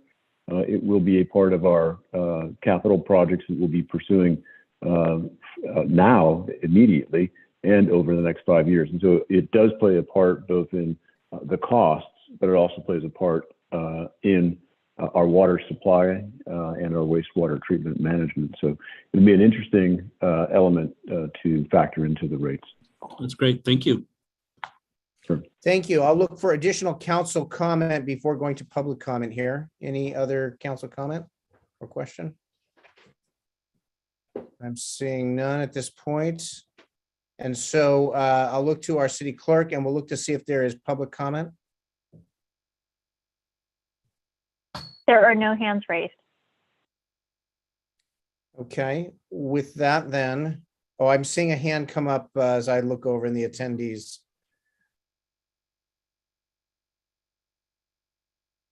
The caller can unmute themselves and address the council.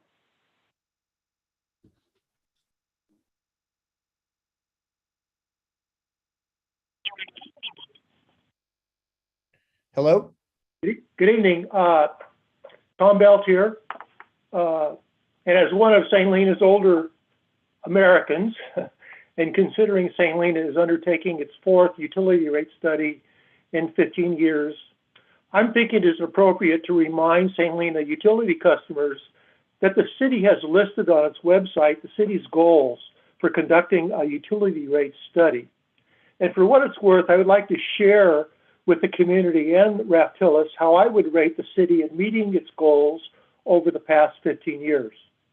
For those who are not aware, St. Lena has listed 9 goals for conducting a utility rate study.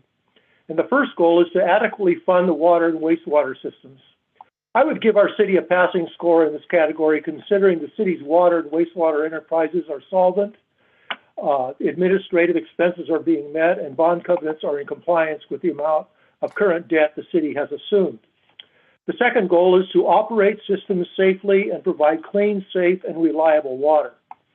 I would rate the city's performance in this area to be unsatisfactory and on the verge of failure because of a May 6th article from the Bay City News listing St. Lena as having the largest failing water system among 30 Bay Area water districts. The third goal is meet regulations and environmental standards. And I would rate St. Lena's performance as unsatisfactory in this category based upon the above Bay City News article and the fact that the city has been under a cease and desist order from the California Department of Water Resources since 2016 for its wastewater discharges into the Napa River. The fourth goal is to fund the system rehabilitations costs. And I would rate our city as unsatisfactory in this category as well, because the city has employed 3 utility rate studies since 2006 and raised utility rates 3 times in order to address a long list of capital improvement projects, many of which haven't even been started yet. The fifth goal is to provide timely maintenance to existing assets' useful lives as far as possible. This category turned out to be a little more difficult to rate because on one hand, St. Helena has squeezed the last bit of operational life out of most of its utility infrastructure, but on the other hand, there have been relatively few failures, so I'm inclined to rate St. Helena as satisfactory in this goal. The sixth goal is to ensure water sources remain viable, and I would rate St. Helena as unsatisfactory considering the city's main water line from Rutherford to St. Helena partially failed last year due to pump and obstruction issues and reduced St. Helena's annual water allotment from Napa by 113 acre-feet. This resulted in St. Helena having to overpump its Stonebridge water wells and contributed to the dewatering of the Napa River during an extreme drought year that adversely impacted aquatic life. The seventh goal is to build reserve funding for emergencies and changing regulatory compliance, and I would rate St. Helena as good in this category, considering the cash reserves it has in its water enterprise and the fact that the city did employ drought restrictions to address two back-to-back drought years. The eighth goal is to ensure equitable cost allocation, and I would rate the city as unsatisfactory in this category for several reasons, some of which are the city discontinued employing a tiered rate structure in 2016, despite that in 2011, the utility rate specialist's justification of a two-tier rate system based upon the high cost of Napa water. The city admitted during the 2016 utility rate study that there are higher costs of delivering water to some customers, but that is the city's policy to charge all water customers the same. And last, the fact that the city discontinued charging Meadowood a surcharge for the cost of delivering water to a high elevation zone and required St. Helena's water customers to subsidize the extra cost of Meadowood's water delivery. And the ninth goal, finally, is to comply with Proposition 218 and other legal requirements. I would rate the city as needing improvement in this category because it's a failure to keep accurate records of the time, labor, administrative, and maintenance costs for public works staff, equipment, and materials related to providing in-city service versus outside city service costs. Mr. Belk, we're Thank at you the for 4 your minutes. time and your 4 minutes. Thank you for the public comment. I'll look to our city clerk to see if there's additional public comment. I'm seeing no hands raised. Okay, with that, we will bring it back to the council. I have a few thoughts. I'll see if there's, I'm seeing Vice Mayor Doring with a hand up. Yeah, I don't have any more to comment on this, but I do think it's important that we recognize the written public comment that's been attached to our this agenda item. I don't know if anyone wants to take on that issue or something to be explored, but there is a question in that written comment from Mr. Rose. I just wanted to acknowledge that we received that. Thank you. Yes, thank you. I was going to ask our city manager, that relates to the Measure H issue as it may relate to the water rates. Mr. McCann, have you had a chance to look at this question and see how we may address it? Thank you. I did see the communication from Mr. Rose late this afternoon. I've not had a chance to speak with our city attorney or with our consultants, but it goes to the point of the ability to recover or account for the costs derived or attributable to the general obligation bond and those improvements if that bond is approved by the voters. That is an interesting question, and I think one that the rate study can certainly entertain and evaluate. It does seem, though, to me that improvements to the system, regardless of how they are funded, make the system itself more strong, more stable, more reliable, and that folks who participate in that system, utilize the system, should then provide some funding relative to that benefit. So I think there's a way to tease that out so that folks are not being charged twice, because the rates are one form of contribution. The property taxes that would be attributable to the general obligation bond or another. There'll be a need to look at that and determine how we can reliably and fairly assess that. But I think that Mr. Rose has a good point, and it seems to me that there's a way that through careful allocation, we can ensure that we capture those costs from folks who are benefiting from an improved system. So I think we can do that. Thank you for that response. I'm seeing Councilmember Hardy. Well, I'm a bit confused in that I'm not aware of any way in which we can or do use benefit analysis to establish rates. I'm pretty sure that our rates are, as they must be, based on costs. And the assumption is that, you know, within the water enterprise fund or the sewer enterprise, that the benefit is proportional to the water received or the effluent processed, and the rates are based on costs. So I'm struggling to understand how using general obligation bonds to pay for improvements that might otherwise be charged to the enterprise fund can then be a basis for adding charges to the water rates. But perhaps someone has an explanation. And I'll circle back to our city manager to if we're going to navigate this question, and may want to work with the city attorney to take the question and circle back to get clarity in response to Councilmember Hardy's thoughts here. Sure. I could just. I'm saying, Ethan. Sorry. I would just suggest that it is an area that I think demands some attention and evaluation. And I think that Councilmember Hardy's concern and acknowledgement that it's complicated and can be a little confusing is part of that. I think Mr. Rose raises a good question, and I think that we should examine it and see how we can capture the cost that should be attributable to users of a system that has been improved through different funding sources. It's, I think, a challenging question, but one that I think we ought to examine and deliver a thoughtful response, and I would hope a suggestion as to how that can be equitably distributed. Thank you. And Mr. Walsh, any thought at this point?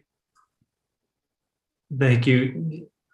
Yeah, I was just going to add on to what the city manager said. Is that yes, it's a question that is probably going to require a bit more thought into making sure that we give an accurate and detailed answer. I would also just warn the council and the public that it's a bit speculative at this point, because there is not, you know, obviously the bond measure is pending. There are not specific projects that have been approved at this point. And so we're kind of talking in a theoretical basis right now. And so that adds another layer of challenge. So we'll do our best to respond to the question. But I think we want to do so carefully and with the caveat that, that anything that we respond with is going to be, in part based on, facts that aren't necessarily on the ground at the time we're responding to it. So, so we'll take the time, but it's probably not something that we can get into any detail at this meeting. Well, thank you. And I just want to add, I agree with City Manager McCann. It's an important question and it deserves a thoughtful response. I just want to be sure we're not getting ahead of ourselves in terms of suggesting what we think the answer will be. Thank you. Thank you. I have a few items just want to put to Mr. Kostiak. Are you with us, Mr. Kostiak? I'm sorry, I'm looking at my screen here. Yes, I'm here. Yes. So the two items I wanted to circle in are contract users. We have contract users on our system. And as we look at those, is there I believe that came up at the last meeting. There's a way to look at contract users in how we build this structure. And then the other item was fire service rates. That can also be incorporated in what we look at. Is that correct? Yes, you're referring to your private fire service customers? Yeah. Yes. Yeah, well, that's part of the water rate study as well. Okay, and then contract users as opposed to users who are on the metered system, well, they would be as well, but there's a way to look at contract users separately from the regular line. Is there? Yes, well, I guess I would say that contract, I suppose it depends on if we want to evaluate if you're going to try and renegotiate with contracted users, or if you have a mechanism with existing contracts, if in our analysis, costs and rates are different. Contract customers are outside of, since they're not our retail customers, they're not subject to Prop 218. So they're a special case within the rate study. So it kind of depends on the intention, I suppose. I wouldn't say generally, but oftentimes when we have contracted users or wholesale users, we will simply take those as given and back them out, in effect, from the revenue needs that we recover from the rest of our retail base. So we'll explore what that means as we move further into the study. Yes. Okay. Thank you. I'm seeing Councilmember Hardy. Yeah, so I think it's important to clarify up front, the contracts Mayor Ellsworth is referring to are not wholesale water contracts. These are contracts that have been negotiated from time to time with regular customers who pay the same rates that they would pay if they had no contract, except for in the contracts, there is a surcharge applied if the total water use in a year exceeds a stated amount. But the water rates, except with respect to the surcharge, are the same as they would be for a customer in the same class with no contract. Understood. Thank you. Thank you for the clarification. I think all important as we move forward, so we make sure we're looking at all the calculations we need to make. So very much appreciated. So we're at looking at the panel here. I'm not seeing any additional council comment. This item is a receive and file item. This is informational for us as this moves forward. I just very appreciative of, I know it was a long discussion with a lot of detail, but I think very helpful for our council and our community to really understand. So thank you, Mr. Kostiak. Thank you.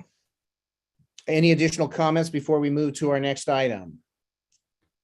And I'm seeing none. So we will close out this item and now we'll move to a related item. This is 9.2. This is the City Council discussion and direction of proposed responsibilities and criteria for the Citizen Advisory Committee related to the water and wastewater rate study. And if Mandy is not here, I'll put this to City Manager McCann to get us into this, and then we'll move forward. Great. Thanks very much. That was a very good discussion on that previous item, and I certainly appreciate the good work by our consultant team. I think we're going to be very well served by Ref Tellis, and so I'm really very happy that we have them on board. And I think they're also going to work for their fee, because I think we're going to have a lot of questions and challenges and get creative here. So that's great. Good for everyone. I'll also note that the slides will be available for folks to look at on our website as an education tool, so that's good. One of the items we wanted to get started on was the Citizens Advisory Committee that will help guide and inform and educate and us all as we move forward. The decisions about the rate structure, the ultimate rates, all of those things will rest with the City Council. But a lot of the work can be done in a committee, and I think we've all found that there's great benefit from having voices from our residents, business owners, folks who've got interest, ideas, expertise, knowledge to come to bear on this, and I think will benefit the structure itself, make it more understood, hopefully accepted by all for being fair, and really just inform the decisions based on real experience that folks have, both as users or as members of different parts of our community and the industry and businesses. So we thought we would give you some suggestions about composition, size, some of the criteria that you might consider. There's nothing that is fixed. There's nothing that is right or wrong or predetermined or mandated by the state. You don't even have to have a committee if you don't wish, but I think that we should. And so we laid out a couple of ideas for you to consider. It's certainly the council's decision about how you want to go forward with this. I guess I just suggest that you use this as a starting point and have your conversation as to what you think the membership ought to be and the criteria to be applied. I would urge you to take advantage of our consultants. They've done this a lot around the state, so they know better than I, what how this might, some of the options we might want to consider. So I think we should ask them for their good input, but ultimately it's your decision, of course. April, do you have a few more things to add, or did we capture it there? You've captured it. The only thing that I do want to make a note, I know at that same meeting we talked about the Citizens Advisory Committee, but then also a Financial Oversight Committee separate than this. So this is the first step of it, and the other oversight committee that we talked about establishing would come after the rates are actually implemented. So that was the only addition that I wanted to make to the comments that Mr. McCann had said. And Mr. Mayor, maybe I have a suggestion to Kevin or Jim that I'd ask this, but perhaps they may have some thoughts to share regarding our recommendations just at the outset that might help the council in your discussion. So Kevin or Jim, do you have any thoughts? Jim, you want to take that one? Yeah, this is Jim Armstrong, and just a couple of comments that I think the council may want to consider in looking at your staff's recommendations. One is that one of the members be a member of the city council. You may want to think about having a council member as a liaison to the committee rather than as a voting member. Sometimes when a council member serves on a committee, it can tend to have an impact on some of the members. And so just a suggestion, again, it's up to council. The other thing is what I found with these kinds of committees is that rather than have specific slots that you say, okay, this is the person representing the lodging industry, or this is the person representing like the agricultural wine industry, that you may want to say, these are the types of members that we'd like to have on the committee, and then wait and see who applies. In some cases, you might have a person who, for example, is a resident and also represents the wine industry, and they can cover two bases. But give yourself the flexibility rather than say, kind of define now what kind of slots you want to have.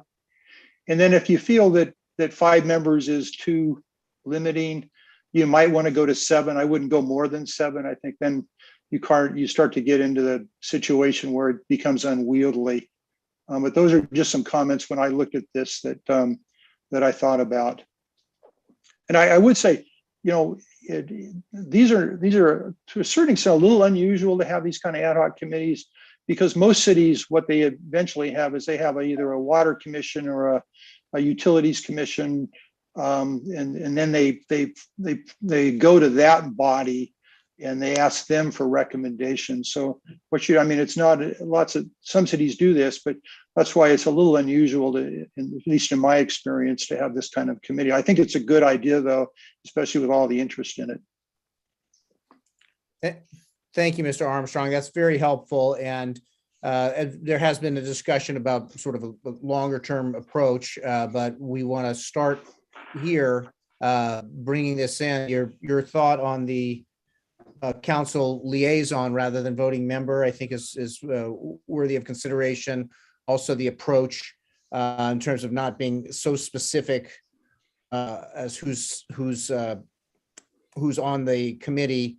We had a community letter come in that I thought framed it pretty well, that it's people here from different aspects helping in the discussion with Raftelis to sort of understand what's happening locally and how that might work with the professional work that you do.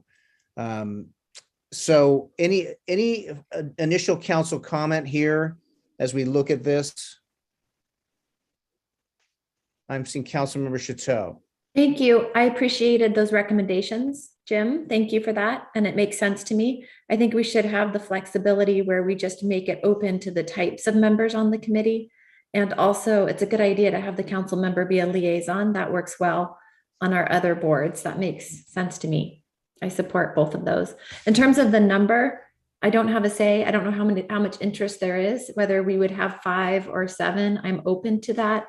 I also think 5 is a good number for a working group. Thank you.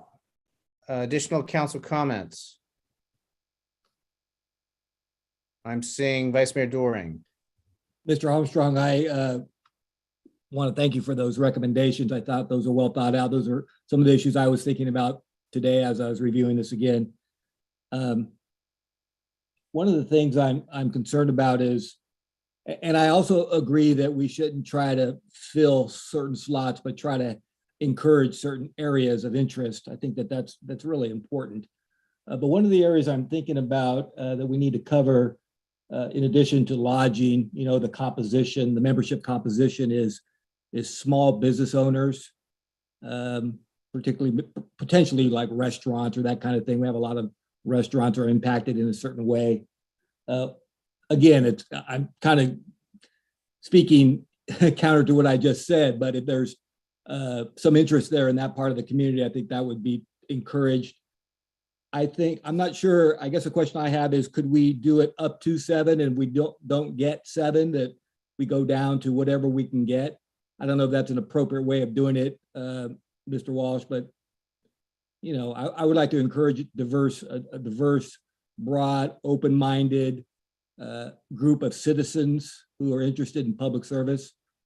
So I'm not going to be wedded to a particular category. I'm more thinking about sort of the way folks approach issues. That's of a concern to me, or at least of interest to me at this point. Just to respond to your question, I do think you have that flexibility. There's no rules as to the size. And so if you wanted to say up to, that is within your discretion. Thank you. Thank you. I thought I saw Councilmember Hall's hand, but I no longer see that. I see Councilmember Hardy's hand if you want to jump in, and then if Councilmember Hall's got something. Thanks. Well, I like all of these comments. I think approaching formation of the committee with some flexibility as to the number of members we ultimately choose is a good idea. Although I agree that with our consultant's comment that 7's probably the outer limit of what's really practical in terms of a good committee function. It may be I spent too much time in law school, but for me, citizen has a technical meaning, and I want to be sure that what we mean when we say it in this context is that simply that we're looking for water customers, And I think it is important, as one member of the public wrote somewhere, I can't remember in which forum I saw it, that we have some representation from customers who are outside the city limits. Those people who are, formally speaking, not citizens of St. Helena, but water customers. So I really see this as a water customer, or water and sewer customer. It's better if we think of it as a utility rate enterprise and a utility customer committee, I think. And I'm definitely on board with a non-voting council member as liaison. And yeah, thank you. Thank you. Councilmember Hall. Thank you. Yeah, I agree with everything that's been said so far. I think it's important. We do not have a council member on this body. And the number, I like Vice Mayor's suggestion, up to 7 sounds good. Minimum of 5, max of 7, something, whatever the best way to frame it. I do like the idea of including some representation of other business customers who aren't large wineries or large ag operations. Yeah, I think that's about it. Just concur with what's been said. Thank you, Mr. Armstrong. Thank you. So it looks like and I concur as well. I think this between 5 and 7, I think looking at making sure there's some out of city representation, small business, residential community input, and our large users who are valuable parts of the system too. So making sure we have a well-balanced committee. If we can get 7, great. But if we can get 5, and that's workable, looking at that. I agree with the liaison approach. And so what I'm going to do is open it to public comment, and then we'll come back and sort of finish up once we get comment here. And so I'll look to the city clerk and see what we have for public comment. Gary, you can unmute yourself and address the council. Yes, Gary Rose here. Mayor Ellsworth, Vice Mayor Doring, and the other council members. I'd like to thank Jim Armstrong for basically repeating the letter that I wrote.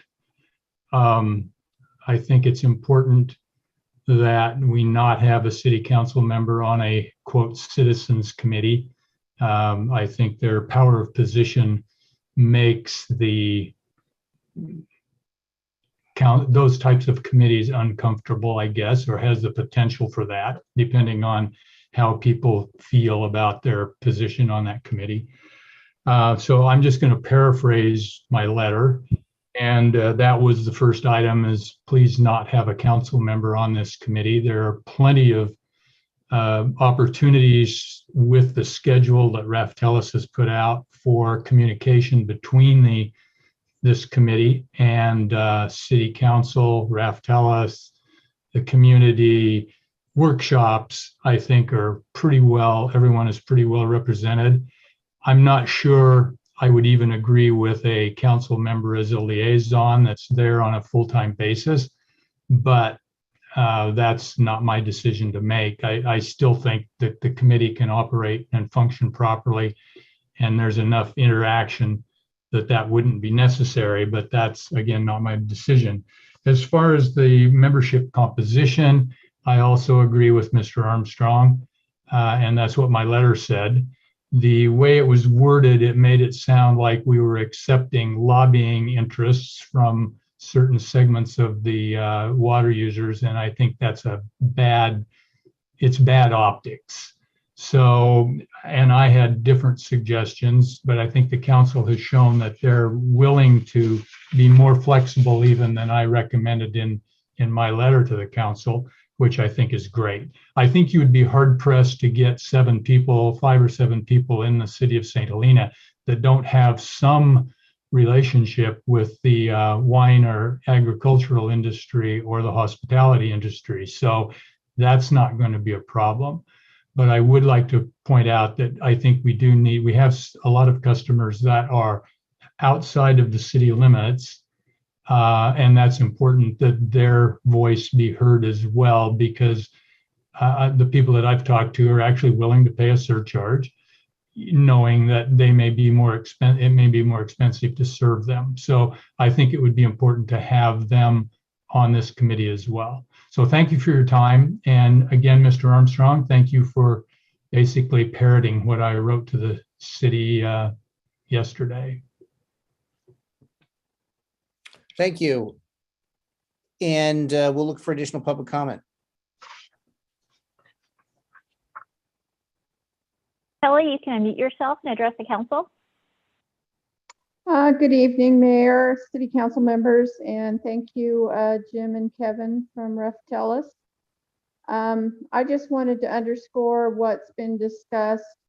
And in the staff report, the City Council recommended, quote, that the Citizens Advisory Committee would consist of a representative group of stakeholders from the community appointed to provide comments and advice on the elements of the study and the resulting rate structure. And I have a few comments on that, particularly in regards to that statement. First, I understand that the approximate number of commercial customers versus residential customers is 400 commercial customers and 2,600 residential customers. So roughly about 15% commercial versus 85% residential customers.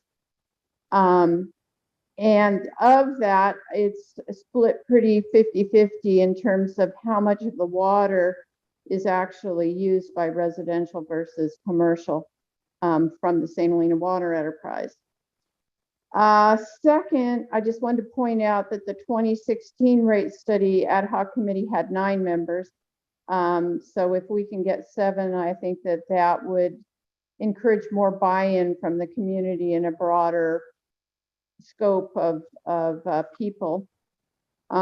Third, I would suggest, if you're not going to have specifics in terms of who is on the advisory committee, I think that you should be mindful of the fact of the balance of people that are representing the commercial community versus those that are representing the residential. And if it's proportional in terms of what your statement said, that would be, if you had 7, you would have maybe 2 people representing the commercial community, and the remainder would be residential customers. Like Gary, I want to suggest that one residential customer be from outside the city limits. I would also suggest that you might want to consider one of the customers be a care or low cares customer, or low income or elderly customer, to represent that part of the community, because that community is probably going to be affected greatly. And I think having that somebody from that area representing their interests is really important if you want to get buy-in. And that's basically all I have to say. So thank you very much. Thank you for the public comment. And I'll look to our city clerk to see if there's additional public comment.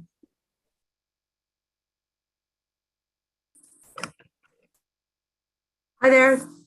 This is Elaine Duman speaking.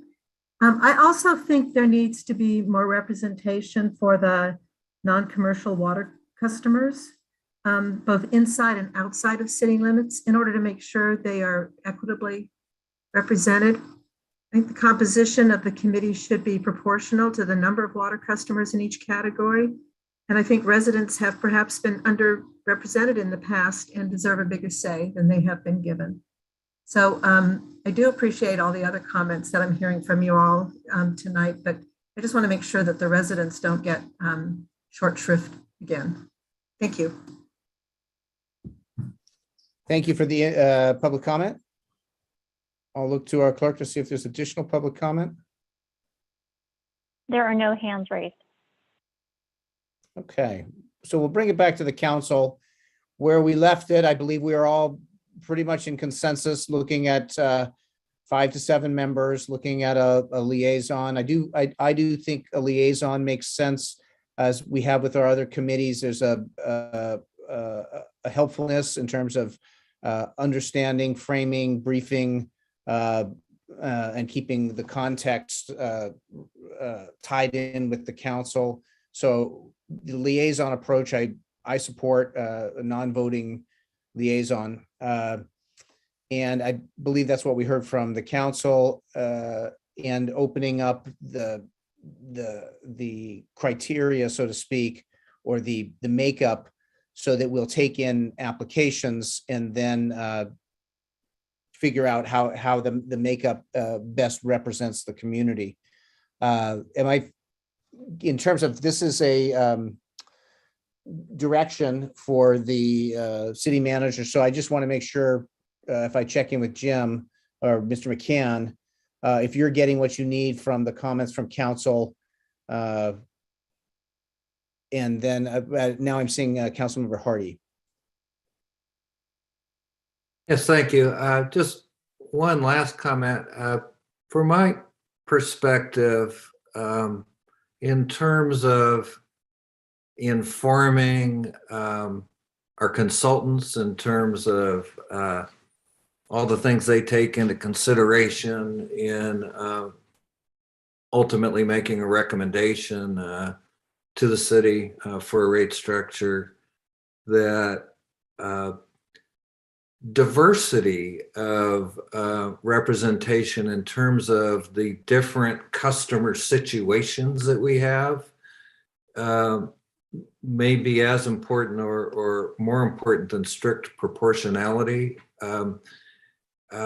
It's easily overlooked, I think, at this point, given our drought experience and our focus on the intense focus for a few years now on the water side of our utility system. But some of the biggest issues that were raised by the last rate structure had to do with the sewer charges and how they affected certain classes of small business owners. So I really think paying some attention just to the overall diversity of customers is probably more useful than trying to achieve some particular proportionality of residents as opposed to businesses. Thank you. Thank you. I'm seeing Vice Mayor Doring and Councilmember Hall. Thank you, Mayor. I was going to echo the same kind of comments that Mr. Hardy just said, and I'm concerned. I know that this, a lot of things are political in life, obviously, right? But I am concerned about this sort of potential that we all should be concerned about pitting one class against another. We tend to make assumptions. Well, someone's in the wine industry, so therefore they're going to be promoting necessarily wine. If they're not in the wine industry, they're, quote, a resident, they're going to be sort of there to represent that group. I think folks of goodwill and good intentions who are willing to listen and absorb the data and then advise the council. Ultimately, it's going to be the council who's going to vote on this. And then there's going to be a Prop 218 process, right? So I think we just all need to take a step back as a community and let this process flow naturally without sort of becoming sort of toxic at the outset. Let it flow, let folks who apply, and let's just assume the best in people, not the worst. Thank you. Thank you. I'm seeing Councilmember Hall and then City Manager McCann. Thank you. I just wanted to thank the last two gentlemen. I completely agree with your comments. I think this body has nothing to do with politics. This is a resource for getting this study done. So I think the more diversity on the body, the better. It doesn't need to be in proportion to any one class or another. It's there as a resource for Raftellus to get its job done. So if they have questions about user experience, if they can turn to this body and hear directly from somebody who's that type of user, then perfect. That's the whole point here. So thank you very much. Thank you. Mr. McCann. Mute it, mute.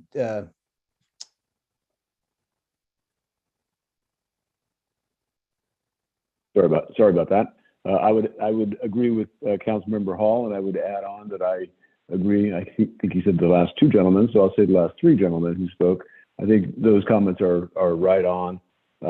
As I said at the outset, this was really a staff report to provide a little bit of foundation for the conversation. I think we've had an excellent conversation, and we can take that as we move forward with this. I would suggest we probably don't need a number of these criteria in our advertising.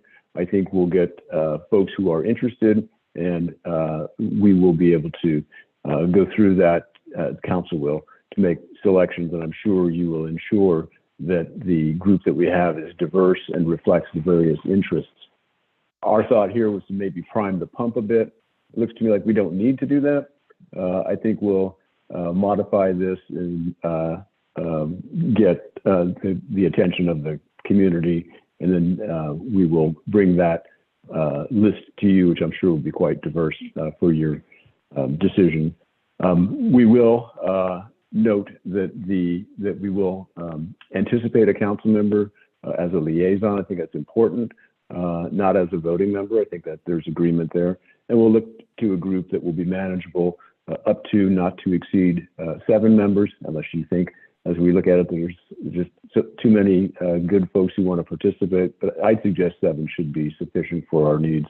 So we'll take this input, modify how we describe that in our outreach, and we'll get cracking on that very quickly and come back to you with folks who'd like to help us with this very important effort. So I appreciate all the good input from everyone on this.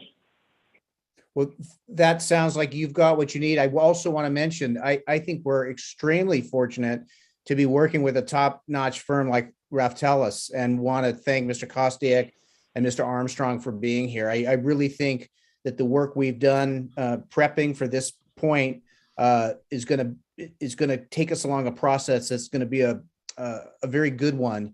And so having Raftellus as with their professional basis to work forward with the assistance of a committee, I think we're gonna move into some really good spaces. So I just want to thank Mr. Kostiak, Mr. Armstrong for being here with us. And with that, then I believe that's our last item. If there's anything else for the good of the order, if anybody has any final comments, if not, we'll adjourn and plan to meet at our next meeting. Just apologize for being late. I had to go from okay. Calistoga to St. Helena, so sorry about that. Thank you. Thanks for being here. Okay. Councilmember Hall. One parting comment. I just wanted to thank department heads for their updates tonight. That was real helpful. Terrific across the board. I concur. That was great. So thanks for that. Thank you, everybody, for the work, the focus, as we move forward with all we do. Thank you. Good night. Go Warriors.